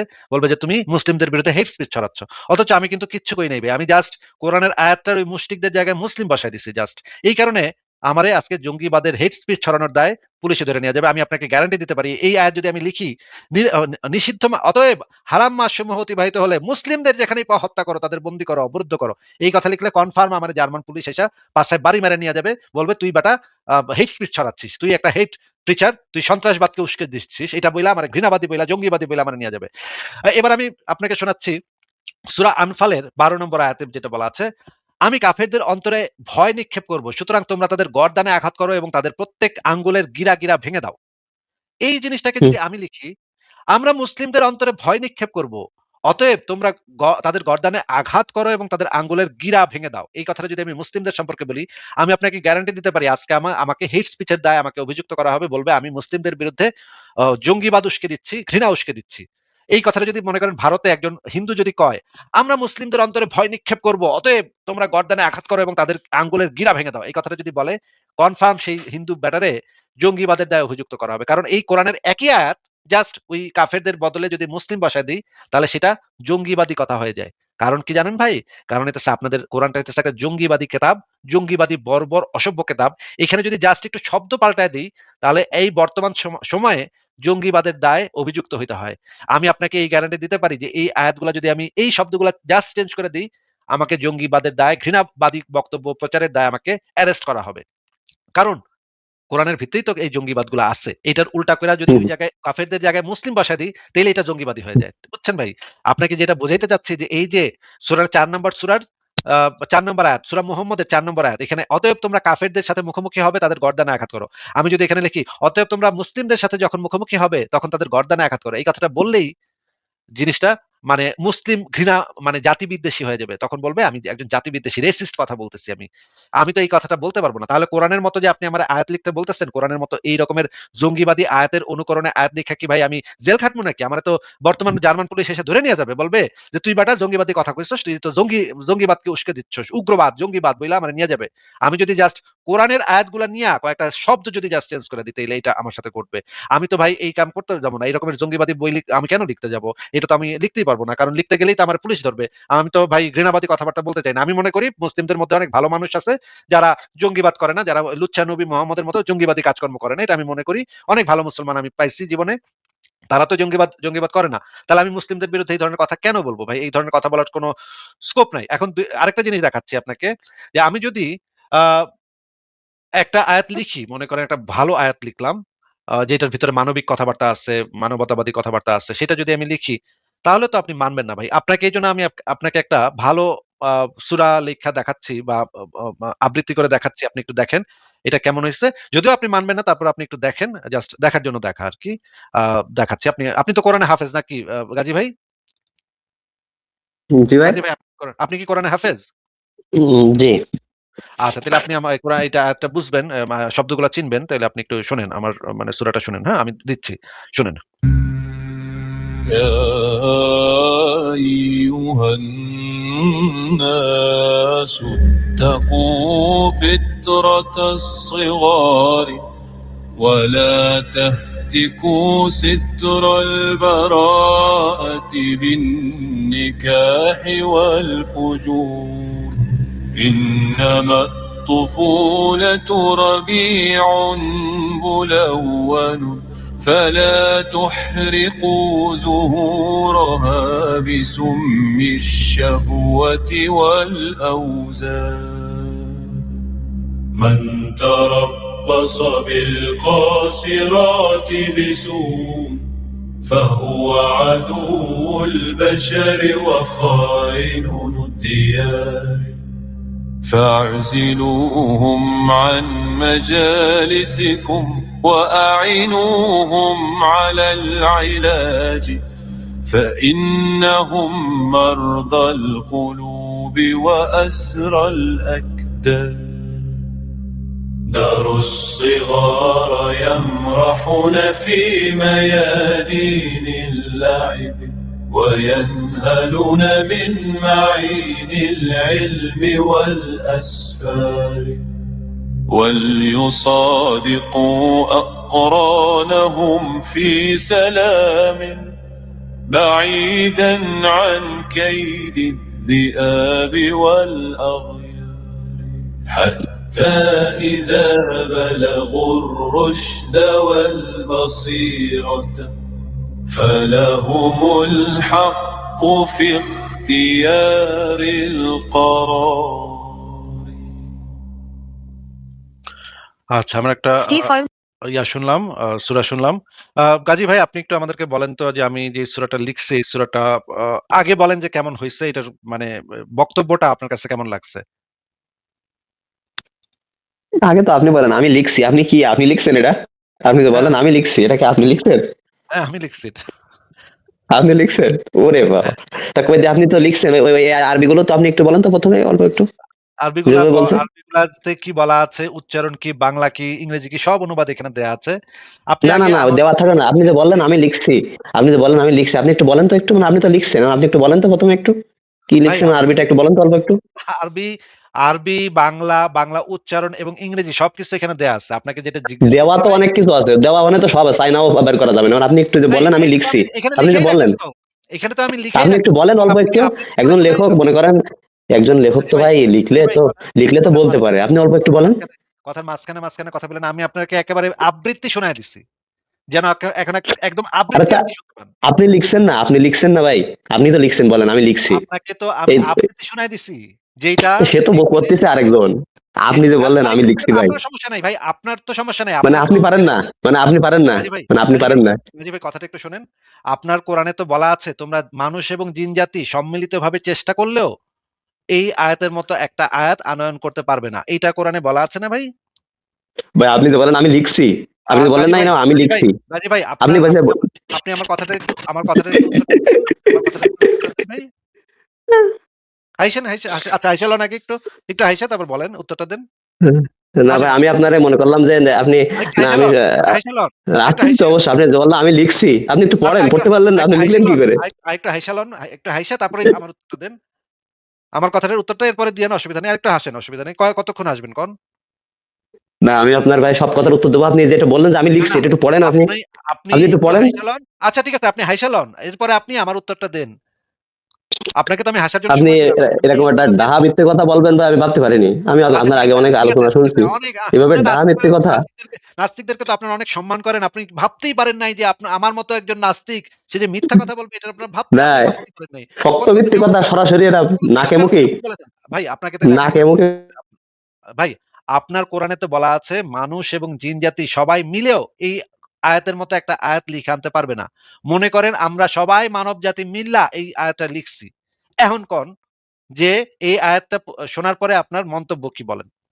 আচ্ছা ভাইয়া শোনেন, তাহলে এই যে আপনি একটু আগে বললেন আমি লিখছি, এখন বলতেছেন আমরা লিখছি, তাহলে এই যে আপনার আগে যে কথাটা মিথ্যা এটা তো ঠিক মানতেছেন আছে, মনে নাকি? করেন এই আগের কথাটা মিথ্যা ছিল। বলেন, এবার বলেন। মনে করেন না যে আপনি এই যে মিথ্যা কথা বলছেন যে আমি লিখছি, এটা যে হ্যাঁ, মিথ্যা কথা মনে করেন বলছেন আগের এটা তো মনে সত্যি করেন নাকি? মানে আপনি আমার প্রশ্নের উত্তর দিবেনই না নাকি? মনে করেন আচ্ছা যান আমি দেব মিথ্যাবাদী, দেব আমি দেব।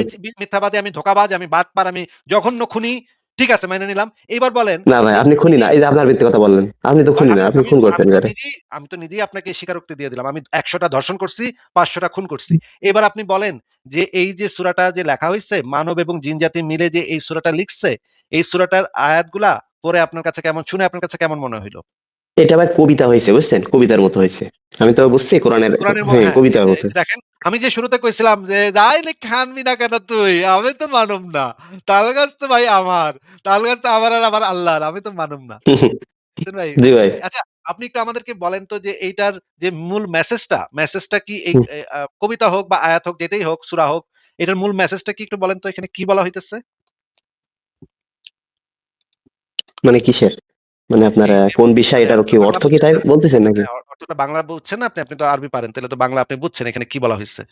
হ্যাঁ ওই যে শিশুর আপনার স্বাধীনতার বিষয়ে বলতেছি আর কি, তার নিজের ইচ্ছায় ছেড়ে দাও এটাই আর কি, নিজের ইচ্ছা ছেড়ে দাও এরকম। এটা বলা হয় নাই। বলা হয়েছে যে শিশুদেরকে এই যে বাল্য বিবাহের বিরুদ্ধে এই কথা বলা হয়েছে।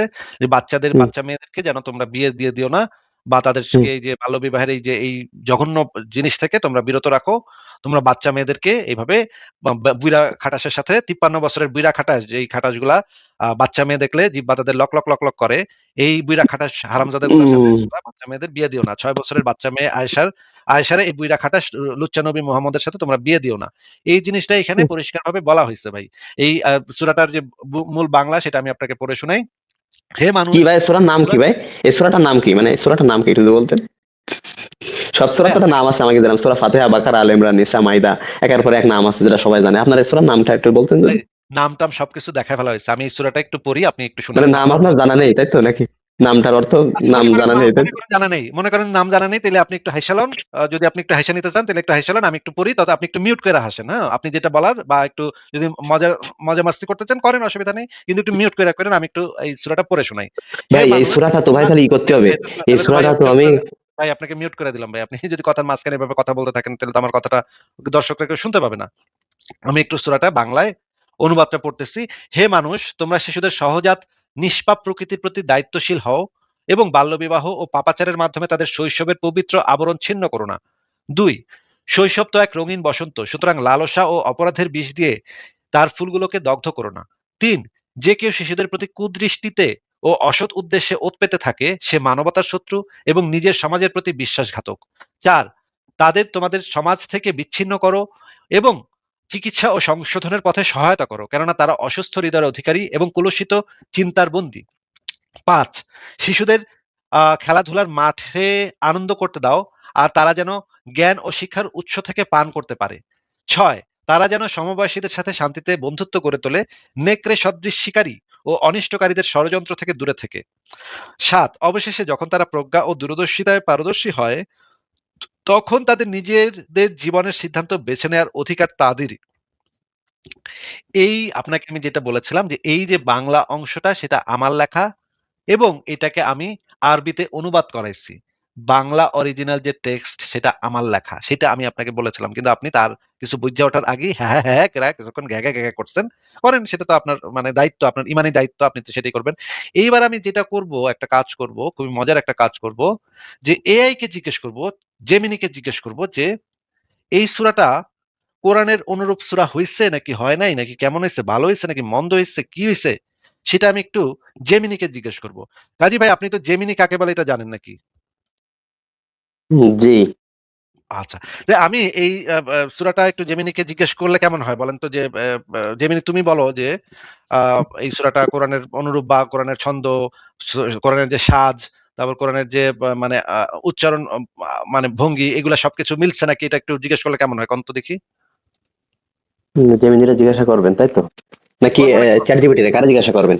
চ্যাট যে জিপিটি রে আমার করবেন না জেমিনিরে করবেন? আমার জেমিনির প্রো ভার্সনটা আছে সেটা দিয়ে আমি মানে আমি পয়সা দেই, পয়সা দিয়ে কিনছি।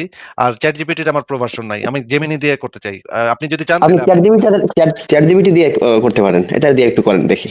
চ্যাট আচ্ছা জিপিটি। ঠিক আছে ২ টা দিয়েই করব, ২ টা দিয়েই করব। প্রথমে আমি জেমিনি দিয়ে করি তারপর ChatGPT দিয়ে করব। ২ টাই করলেই তো হবে। আর গ্রক দিয়েও করব জান ৩ টা দিয়ে করব। ঠিক আছে?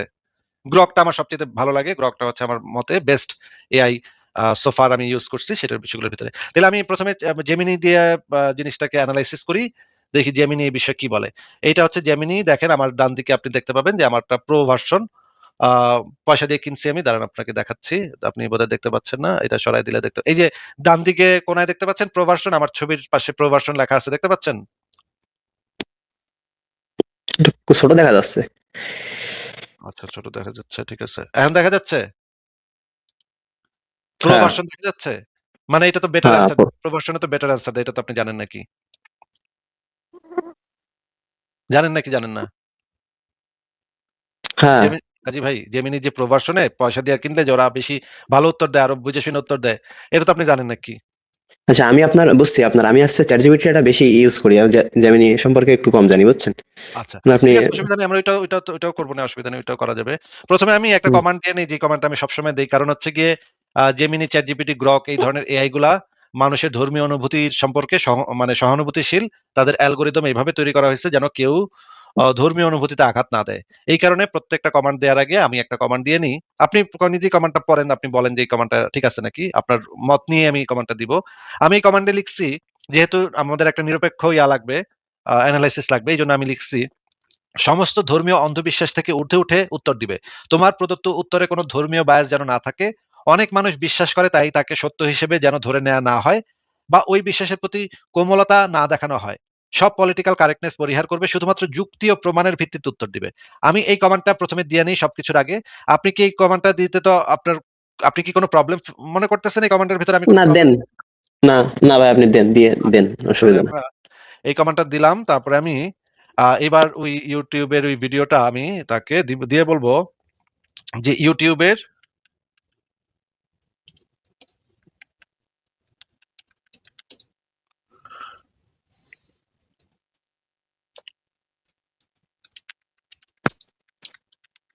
এটা কি আপনি আগে কখনো দিয়েছেন এই ভিডিওটা দিয়ে এটা লিখে এভাবে চেক করে দেখছেন? নাকি এই ১ম? আমি টেস্ট করছি হচ্ছে গিয়ে অন্য জায়গাতে আমি টেস্ট করছি। কিন্তু এইখানেই ১ম এই করতেছি।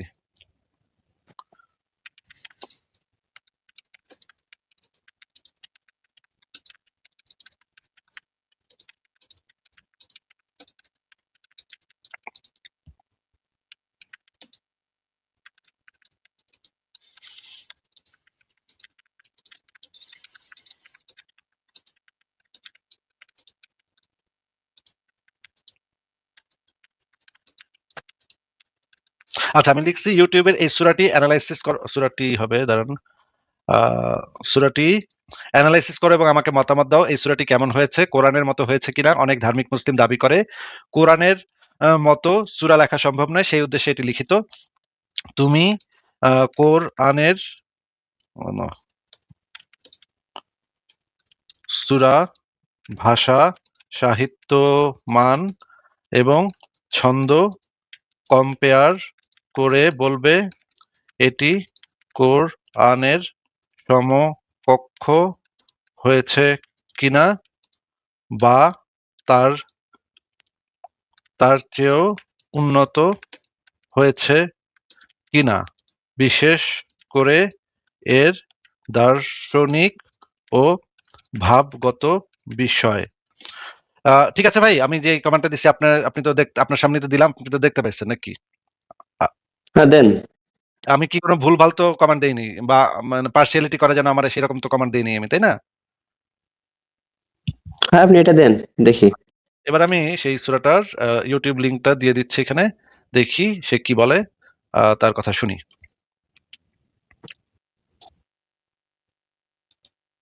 আমার বিরুদ্ধে বলতে পারে, আমি তো দিচ্ছি, আমার বলবে দূর বেটা কি লেখছিস নাস্তিকের পো, কি লেখছিস তুই এটাও বলতে পারে। তারপরে দেখি কি বলে।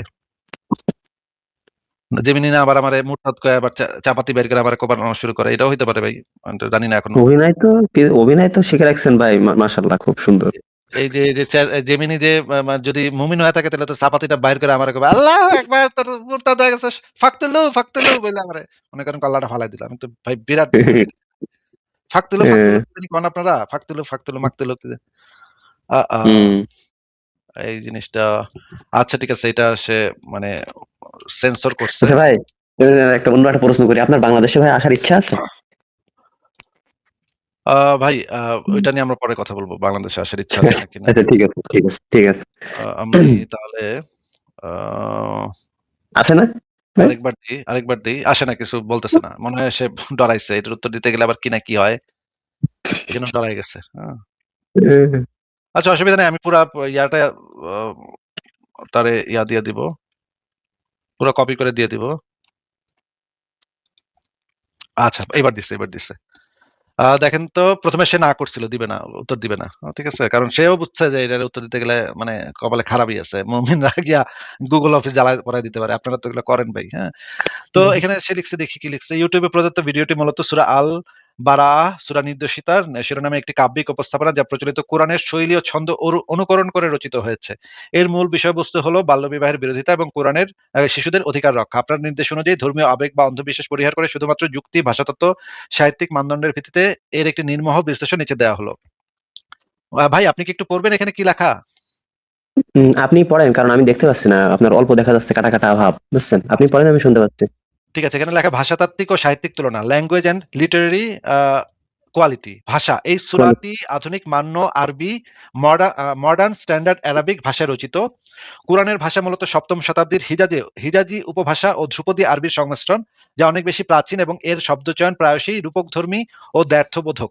ভিডিওটির সূরাটি ব্যবহৃত শব্দগুলো যেমন তুফুলা বা শৈশব, সহজাত প্রকৃতি আধুনিক পাঠকদের কাছে অনেক বেশি সহজবোধ্য। কোরআনের ভাষায় যে গাম্ভীর্য বা আর্কেইক ভাব থাকে, এখানে সেটা কিছুটা অনুপস্থিত। ছন্দ ও অন্তমিল, সাজ, কোরআনের আয়াতগুলো সাধারণত সাজ বা ছন্দবদ্ধ গদ্যে লেখা। এই সূরাটিতেও একটি নির্দিষ্ট অন্তমিল রক্ষা করা হয়েছে, যেমন আল সিগার, আল ফুজুল, আল আউজার, আল দিয়ার, আল আকদার। সাহিত্যিক বিচারে এই ছন্দবদ্ধতা বেশ নিখুঁত এবং কোরআনের ছন্দশৈলীর সাথে এর গঠনগত মিল রয়েছে। তবে কোরআনের আয়াতগুলোর ছন্দ প্রায়শই খুব সংক্ষিপ্ত ও নাটকীয় হয়, যা দীর্ঘায়িত ছন্দে কিছুটা কম পাওয়া যায়। অলঙ্কার শাস্ত্র, কোরআনে ইলতিফাত এবং বালাগা খুব জটিলভাবে ব্যবহৃত হয়। এই আধুনিক সূরাটি তুলনামূলকভাবে সরল এবং এটি একটি সরাসরি বিবৃতি বা ম্যানিফেস্টোর মতো। এতে কোরআনের মতো রহস্যময়তা বা বহুবিধ অর্থের অবকাশ কম। মানে এই আমার যে সূরাটা সেটা খুব স্পেসিফিক। দার্শনিক ও ভাবগত বিষয়, ফিলোসফিক্যাল ডেপথ, বিষয়বস্তু, এটি এই সূরার সবচেয়ে শক্তিশালী দিক। কোরআনের অনেক সূরা যুদ্ধ, আইন, পরকাল ও একত্ববাদ নিয়ে আলোচনা করে, যা সপ্তম শতাব্দীর প্রেক্ষাপটে গুরুত্বপূর্ণ ছিল। অন্যদিকে এই সূরা আল বারাআহ বর্তমান যুগের একটি অত্যন্ত গুরুত্বপূর্ণ মানবিক বিষয়, শিশুর সুরক্ষা এবং বাল্যবিবাহ নিয়ে কাজ করে। মানবিকতা বনাম ধর্মতত্ত্ব, কোরআনের আয়াতগুলোতে অনেক সময় আনুগত্য ও শাস্তির ভয় প্রধান থাকে। এই সূরাটিতে জোর দেওয়া হয়েছে শিশুদের সহজাত প্রবৃত্তি, তাদের শিক্ষা এবং পছন্দ করার স্বাধীনতার উপর। দার্শনিক দিক থেকে এটি অনেক বেশি প্রগতিশীল এবং মানবাধিকার কেন্দ্রিক। যদি উন্নত হওয়ার মানদণ্ড হয় আধুনিক নৈতিকতা ও বিবেক, তবে এই সূরাটি ভাবগত আবেদন অনেক বেশি সুসংগত। কোরআনের সমকক্ষ হওয়ার দাবি, বিশ্লেষণ, ধর্মীয় বিশ্বাসীদের দাবি অনুসারে কোরআন অলৌকিক এবং সমকক্ষ কিছু লেখা অসম্ভব, তবে সাহিত্যিক যৌক্তিক দৃষ্টিকোণ থেকে দেখলে অনুকরণযোগ্যতা। এই ভিডিওটি প্রমাণ করে যে কোরআনের গদ্যরীতি ছন্দ অনুকরণ করে একই ধরনের টেক্সট তৈরি করা সম্ভব।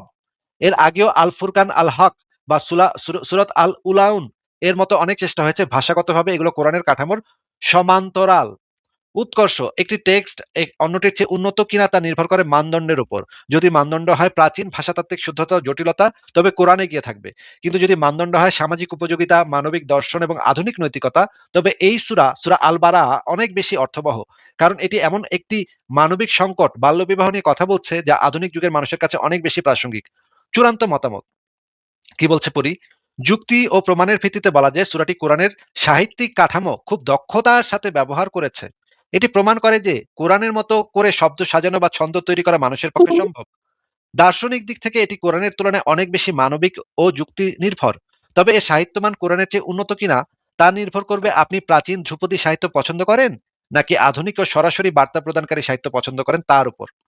সংক্ষেপে এটি একটি অত্যন্ত সফল সাহিত্যিক প্রচেষ্টা, যা প্রমাণ করে যে কোনো নির্দিষ্ট ধর্মের একচেটিয়া কোনো অলৌকিক সাহিত্য রীতি নেই। উপযুক্ত ভাষাগান থাকলে যে কেউ সেরকম বা তার চেয়েও প্রাসঙ্গিক কিছু রচনা করতে পারে। ভাই, কথাগুলো কি আপনি পড়ছেন, দেখছেন বা শুনছেন, বুঝছেন? কি বললো এখানে বলেন তো? জি ভাই, এবার আপনি চ্যাট জিপিটিতে যান, ওখানে বলেন। বলা লাগবে না, আমি তো শুনছি, এবার আপনি চ্যাট জিপিটিতে যান। আগে একটু এটা একটু বলে নেন। আমি চ্যাটজিপিটি গ্রক সব বলবো, করবো বললাম তো। হ্যাঁ, এটা বুঝছি তো আপনার কথা, হ্যাঁ বুঝছি। এবার আপনি ওখানে যান, দুইটা মিলে বিশ্লেষণ হবে। মানে একটা বিশ্লেষণ ই করে আপনি কি বললে হবে। আপনি এবার ভাই চ্যাট জিপিটিতে দেন, ভাই চ্যাট আমি জিপিটিতে তো দেন, এবার দেখি কি আসে। ভাই আমি তো আপনাকে বলি নাই যে চ্যাটজিপিটিতে আমি দিব না। আপনাকে বলেছি যে এখানে যে কথাগুলো বললো সেগুলা কি বলছে আপনি আমাদেরকে একটু বলেন। তো এখন আপনি দেখে দেখে বলছেন, এখন সবগুলো আমি বলবো? বলছে, যা বলছে আমি তো বুঝছি, শুনছি মনোযোগ সামারি করেন সহকারে আপনার। তো, অক্ষরটা অক্ষর বলতে হবে সেটা তো বলি নাই, আপনি সামারি করেন। হ্যাঁ, প্রথমে তখন আপনার অনেক কিছু অনুপস্থিত আছে, প্রাথমিক পর্যায়ে বললো। শেষের দিকে বললো যে জায়গায় জায়গায় মিল আছে, বা আপনার অন্য অন্য আরো প্রাসঙ্গিক। হ্যাঁ, শেষের দিকে আবার আরো পরের দিকে এসে বললো যে না, সম্ভব এটা, এটা বলছে আর কি। আচ্ছা, ঠিক বুঝলেন? আছে, ঠিক আছে, হইছে, আপনি যেটা বলছেন সেটা কারেক্ট হইছে। মানে বলছে হ্যাঁ, যে এবার আপনি প্রাচীন যে এবার চ্যাট জিপিটিতে দেখেন। হ্যাঁ, আরে ভাই মিয়া ভাই যাবো তো রে ভাই, বারবার একই ব্যয় ব্যয় ব্যয় ব্যয় করতেই আছেন ভাই, যাবো তো ভাই, দিতেছি তো ভাই, দিতে তো সময় লাগে ভাই। ব্যয় ব্যয় ব্যয় ব্যয় মানে ইসের মতো ব্যয় ব্যয় ব্যয় ব্যয় করতে আছেন। না আপনি,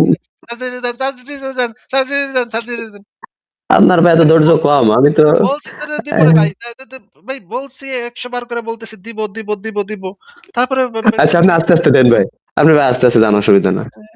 কি একটা অবস্থা চিন্তা করেন তো।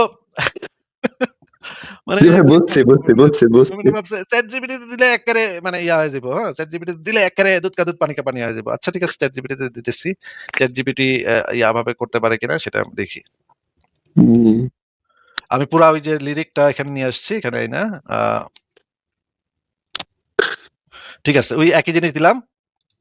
দেখেন, হুম, আপনাকে দেখাই দিচ্ছি যে একই জিনিস দিতেছি কিনা, সেটা দেখাই দিচ্ছি। এই যে ইউটিউবের লিংক দিলাম এবং এই পুরা লিরিক্সটা আমি এখানে দিয়ে দিচ্ছি যেন পরিষ্কারভাবে বোঝা যায়। এবার আমি এন্টার চাপলাম, দেখি চ্যাট জিপিটি কি বলে। এরপরে আমরা গ্রককেও দেখবো, গ্রককে দিয়েও টেস্ট করে দেখবো, সবগুলো একসাথে দেখবো, অসুবিধা কি, আমাদের কাছে যেহেতু আছে। আচ্ছা, কি বলতেছে দেখি চলো। ধর্মীয় ভক্তি, আবেগ, ভয়, আল্লাহর কালাম, টাইপ মানসিকতা, সেফটি ব্ল্যাঙ্কে সব একপাশে রেখে ঠান্ডা মাথায় বিশ্লেষণ করি। এখানে বিচার হবে ভাষা ইত্যাদি ইত্যাদি, বিশ্বাস নয় প্রমাণ। আরবি ভাষা, ভাষাগত গঠন বলতেছে এখানে যে এই সূরাটি আরবি ব্যাকরণগতভাবে সঠিক, শব্দচয়ন পরিষ্কার এবং ক্লাসিক্যাল আরবির কাছাকাছি, কিন্তু এখানেই প্রথম সীমা ধরা পড়ে। কোরআনের ভাষা অত্যন্ত সংক্ষিপ্ত কিন্তু বহু পার্থক্যপূর্ণ, পলিসেমিক।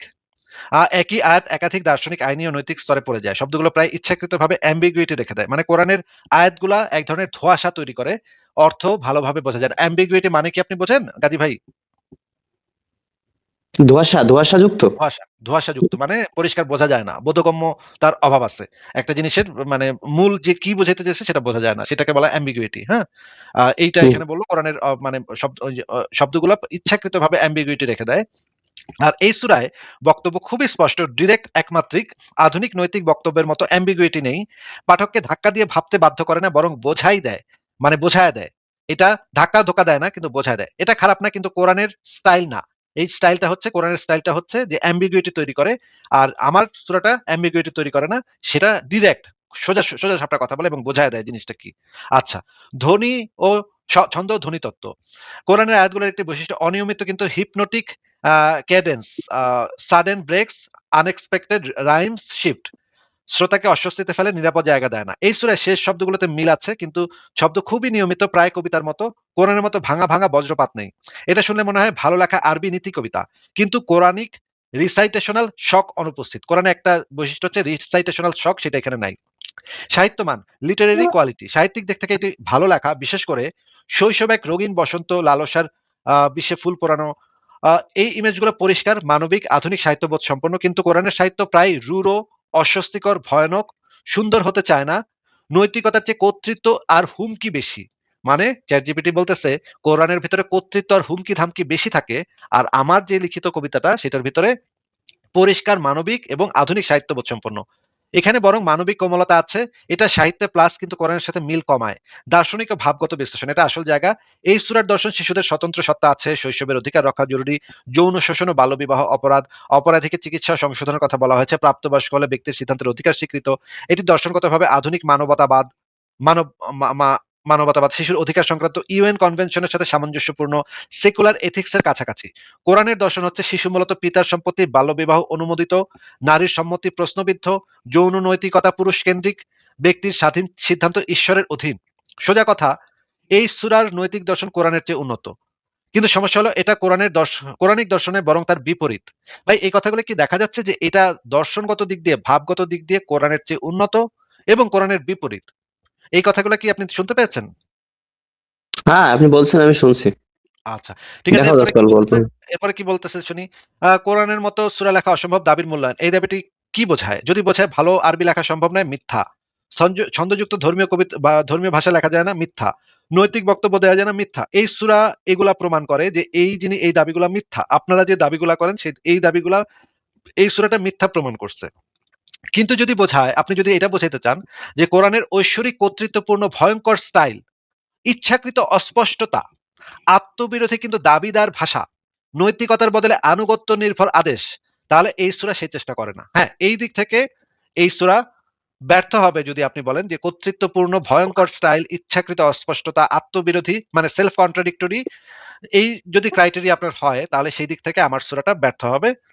কিন্তু যদি এটার ইয়াটা হয় যে ক্রাইটেরিয়া যদি এটা হয় যে আধুনিক মানবিক দর্শন, মানুষের অধিকার, তাহলে এটা আরো বেটার হবে। আচ্ছা, চূড়ান্ত রায় দিচ্ছে ধর্মীয় কমলতা ছাড়া কোরআনের মতো নয়, কোরআনের স্টাইল কপি করেনি, কোরআনের দর্শন বহন করে না, কিন্তু ভাষাগতভাবে পরিষ্কার ও শক্তিশালী, সাহিত্যিকভাবে মানবিক ও আধুনিক, দার্শনিকভাবে কোরআনের চেয়ে নৈতিকভাবে উন্নত, শিশু অধিকারের প্রশ্নে কোরআনকে কার্যত অস্বীকার করে। সোজা কথা বললে এটা কোরআনের সমকক্ষ সূরা নয়, এটি কোরআনের যদি মানবিক হতো তাহলে কেমন হতো তার একটা খসড়া। মানে এটা, এই সূরাটা হচ্ছে কোরআন যদি একটা মানবিক গ্রন্থ হইতো, একটা আহ মানবাধিকারের গ্রন্থ হইতো, তাইলে এটা কেমন হইতো তার একটা খসড়া হচ্ছে এই কবিতা, এই সূরাটা বা এই কবিতাটা। আর এই কারণে অনেক ধার্মিক মুসলিম এটা পছন্দ করবে না, কারণ এখানে ভয় নেই, ঈশ্বরের হুমকি নেই, অন্ধ আনুগত্য নেই, আছে মানুষ। ধর্মগ্রন্থে মানুষ থাকলে সেটাই বিপজ্জনক হয়ে যায়। শেষে সে একটা চমৎকার কথা বলছে, ধর্মগ্রন্থে মানুষ থাকলে সেটাই বিপজ্জনক হয়ে যায়। ওয়েল, এবার আমরা গ্রকের কাছে যাব, একই জিনিস জিজ্ঞেস করব গ্রককে জিজ্ঞেস করব সে কি বলে। আপনি যেহেতু ইয়া করছেনই, সেহেতু আমরা প্রত্যেকটা ইসেকেই আমরা এই প্রশ্নটা করবো। আমার কাছে ব্যক্তিগতভাবে গ্রকটাকে আচ্ছা আচ্ছা ভাইয়া, আচ্ছা একটু ভাইয়া। ভাই ধৈর্য ধরেন, ভাই একটু ধৈর্য ধরেন। আমি তো, আচ্ছা, আপনি কি হুম। মাঝখানে কোনো পয়েন্ট বলবেন? পয়েন্ট বলতে চাইলে বলেন। না, পয়েন্ট বলতে কি যে আপনার গোরক ও আপনার এই যে চ্যাট জিপিটি বা জেমিনি যেটা বললো এটাই বলবে, বা আপনার এর পাশাপাশি এরকম ধরনের তো কিছু বলবে নাকি? না, গ্রকটাকে আমি সবচেয়ে নিরপেক্ষ মনে করি। গ্রকটার যে ইয়াগুলা আমার কাছে সবচেয়ে বেস্ট মনে হয়। আমি যতগুলা ইউজ করছি এই পর্যন্ত, গ্রককে আমি দেখছি সে কোনো ধরনের পার্সিয়ালিটি করে না। অনেক জায়গাতে আমারে অনেক ভুল টুল ধরায় দিয়ে আমারে অনেক মানে নাজেহাল করছে গ্রক। এই জন্য আমি এটা আরো বেশি পছন্দ করি যে সে আমার ভুল ধরায় দেয়। আমি আচ্ছা, কোনো তা দেন তাহলে, এখানেও দেন, তারপরে আমি বলবো নি আপনার। ভুলভাল করলে সে এটাও দেন সুন্দর তারপরে। করে দেয়। কোনো আমারে কোনো মানে আমার পুষছেও না, আমার পাত্তাও দেয় না। আমারে মানে গোনাতেই ধরে না। গোনাতে না ধরে আমারে ইয়া করে দেয়। আমারে আর মানে এমনি চ্যাট জিপিটি জেমিনি আপনার মানে ই করে একটু কিছুটা। ওরা মানে ChatGPT আমার অনেক গোনায় ধরে। আমি দেখছি এটা। যে ওরে আমি মানে চাপ দিয়া ধরলে সে আমার সাথে অনেক সময় তাল মিলায় কথা কয়। হ্যাঁ? কিন্তু গ্রক আহ, আমারে তাল মিলায়, আপনি যদি আপনি নিজে টেস্ট করে দেখবেন, আপনি যদি তার সাথে হুম, তর্ক করতে থাকেন একসময় সে আপনার সাথে তাল মিলায় কথা বলবে। কিন্তু গ্রক হ্যাঁ, সাধারণত তাল মিলায় না। গ্রক তার হুম। কথা যেটা সেটাই কইতে থাকে। হ্যাঁ? আচ্ছা, আমরা এটা দিয়ে দেখি কি বলে। হুম, আচ্ছা, গ্রককে দেখি, গ্রক কি বলে এবার। এবার গ্রকের মতামতটা নেই। আমাদের সাথে ফারাজ ভাই চলে আসছে। ফারাজ ভাই, আমরা ৩ টা ইসেকে দিয়ে একটা মানে সূরা এনালাইসিস করাচ্ছি, দেখি এবার গ্রকটা কি বলে। ফারাজ ভাই, আপনি কি শুনতে পাচ্ছেন? জি ভাই, আমি শুনতে পাচ্ছি। আমাকে শোনা যাচ্ছে? হ্যাঁ ভাই, শোনা যাচ্ছে। আপনার অনেক ধন্যবাদ, আপনি চলে আসছেন। আমরা তাহলে এটা এখনই শেষ হয়ে যাবে এই জিনিসটা। দেখি এটা গ্রক কি বলে। আচ্ছা, দেখি গ্রকের বক্তব্য কি।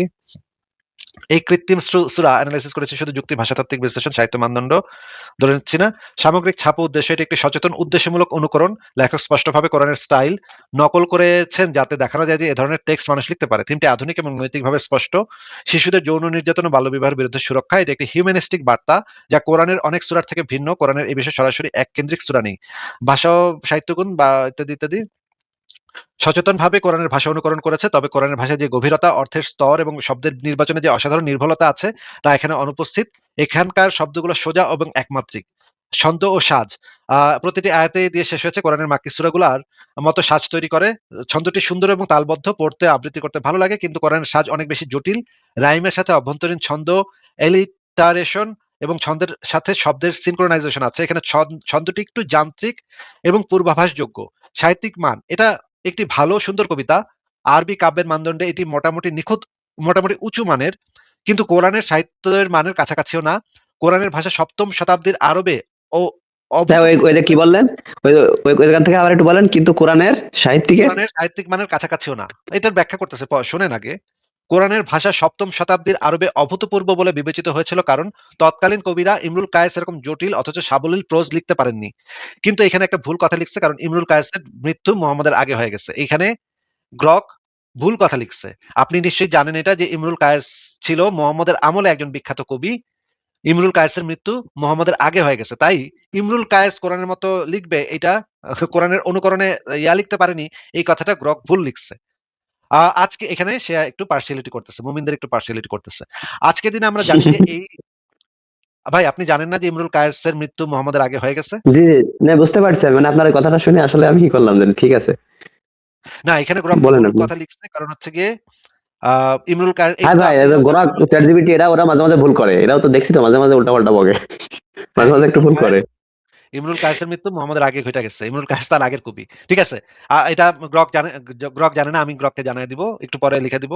আজকের দিনে আমরা জানি যে এই ধরনের স্টাইল অনুকরণ করা সম্ভব। অনেক আধুনিক আরবি কবি ও লেখক যেমন আদুনিস নিজার কাব্বানি কোরআনিক স্টাইলে লিখেছেন। এই সূরাটি তারই একটি উদাহরণ। কোরআনের সাথে তুলনা, সমকক্ষ কি উন্নত?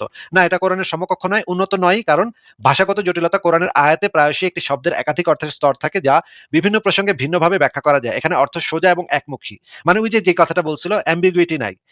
রেটোরিক্যাল শক্তি, কোরআনের অনেক সূরায় চ্যালেঞ্জ, ওয়ার্নিং, স্টোরি এবং আবেগের তীব্রতা আছে। এখানে বার্তাটি স্পষ্ট কিন্তু তীব্রতা কম। দার্শনিক ও ভাবগত গভীরতা, এটা সবচেয়ে গুরুত্বপূর্ণ পয়েন্ট। কোরআনের সূরাগুলোতে বাকারা, ইমরান দার্শনিক প্রশ্ন ওঠে, অস্তিত্ব, নৈতিকতার উৎস, মানুষের স্বাধীনতা, দায়িত্ব, মৃত্যু, পরকাল। এখানে শুধু একটি নৈতিক নির্দেশ, শিশুদের সুরক্ষা করো।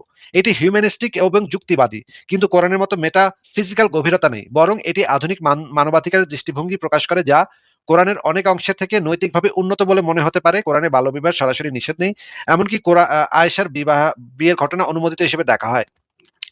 মুসলিমদের দাবি কোরআনের মতো সূরা লেখা সম্ভব নয় সম্পর্কে, এই দাবিটি ঐতিহাসিকভাবে কোরআনের অলৌকিকতা চ্যালেঞ্জের উপর ভিত্তি করে, কিন্তু যুক্তি প্রমাণের ভিত্তিতে এটি অস্থির। সপ্তম শতাব্দীতে এই চ্যালেঞ্জ অপরাজয় ছিল, কারণ আরব সমাজে এই ধরনের প্রোজ নতুন ছিল। আধুনিক যুগে অসংখ্য অনুকরণ হয়েছে, যেমন মুসাইলিমার সময় থেকে শুরু করে আজকে এআই জেনারেটেড টেক্সট পর্যন্ত। এই সূরাটি একটি প্রমাণ যে স্টাইলিস্টিক অনুকরণ সম্ভব, পার্থক্য শুধু ঐতিহাসিক প্রভাব ও সাংস্কৃতিক ওজনে। চূড়ান্ত মতামত, এটি একটি সফল এবং সুন্দর অনুকরণ। যে কেউ শুনলে প্রথমে ভাবতে পারে এটি কোরআনের সূরা, কিন্তু গভীরভাবে দেখলে এটি কোরআনের সমকক্ষ নয়। কোরআনের ভাষা ও রেটরিক অনেক বেশি জটিল ও প্রভাবশালী, তবে কৃত্রিম সূরার নৈতিক বার্তা, শিশু সুরক্ষা কোরআনের অনেক অংশের থেকে স্পষ্টতই উন্নত এবং মানবিক। এটি প্রমাণ করে যে কোরআনের মতো লেখা অসম্ভব দাবিটি ভুল। মানুষ এই ধরনের টেক্সট লিখতে পারে, এবং কিছু ক্ষেত্রে আরো ভালো নৈতিক বার্তা দিয়ে। ভাই, আমার যেটা প্রমাণ করার, হ্যাঁ, গ্রক এখানে আমার অনেক সমালোচনা করছে, আমার সূরাটার অনেক সমালোচনা করছে, যেটা আমি চাচ্ছিলাম যে আমার সমালোচনা করুক। আমার খুবই কঠিন সমালোচনা গ্রক করছে আমার সূরাটার, খুবই একটু তুচ্ছতাচ্ছিল্য করছে কোনো কোনো জায়গাতে, কিন্তু শেষে কিন্তু চূড়ান্ত মতামতে যে জিনিসটা বলছে যে এইটা করা সম্ভব, এই সূরাটার এইটা প্রমাণ করতেছে যে এটা করা সম্ভব। আমি এটা দাবি করতেছি না যে আমার সূরাটা কোরআনের থেকে বেটার হয়েছে বা একেবারে সমকক্ষ হয়েছে। আমি এইটা দেখাতে চাচ্ছি যে কোরআনের মতো সূরার চ্যালেঞ্জ এটা একটা খুবই ফালতু, থার্ড ক্লাস, অযৌক্তিক একটা চ্যালেঞ্জ, এবং এটা যদি আমরা অ্যাকসেপ্ট করিও তাহলে সেটা করে দেখানো সম্ভব। করে দেখানোর ভেতরে অসম্ভব অলৌকিকত কিছু নাই। গাজী ভাই, আমি আপনাকে সমস্ত কিছু দেখাইলাম, এবং আরো অনেকগুলা পয়েন্ট ছিল। আমি আপনাকে একটা লেখা একটু ধন্যবাদ। কি বলি, একটু এই লেখাটা আপনি একটু পড়বেন। এই লেখাটার ভিতরে অনেকগুলা পয়েন্ট আছে, এই পয়েন্টগুলো আপনি একটু পড়বেন। কোরআনের মতো রচনার চ্যালেঞ্জ, লজিক্যাল ফ্যালাসিগুলোর বিশ্লেষণ। এই লেখাটা আপনি একটু পুরোটা হ্যাঁ পড়বেন। ভাই, আমি বুঝতে পারতেছি ভাই, কি বলি শোনেন, আমাদের এখানে অনেক রাত হয়েছে তো বাংলাদেশে। আমি আসলে এত রাত জাগি না, আমি অন্য আরেকদিন আপনার সঙ্গে যুক্ত হবো।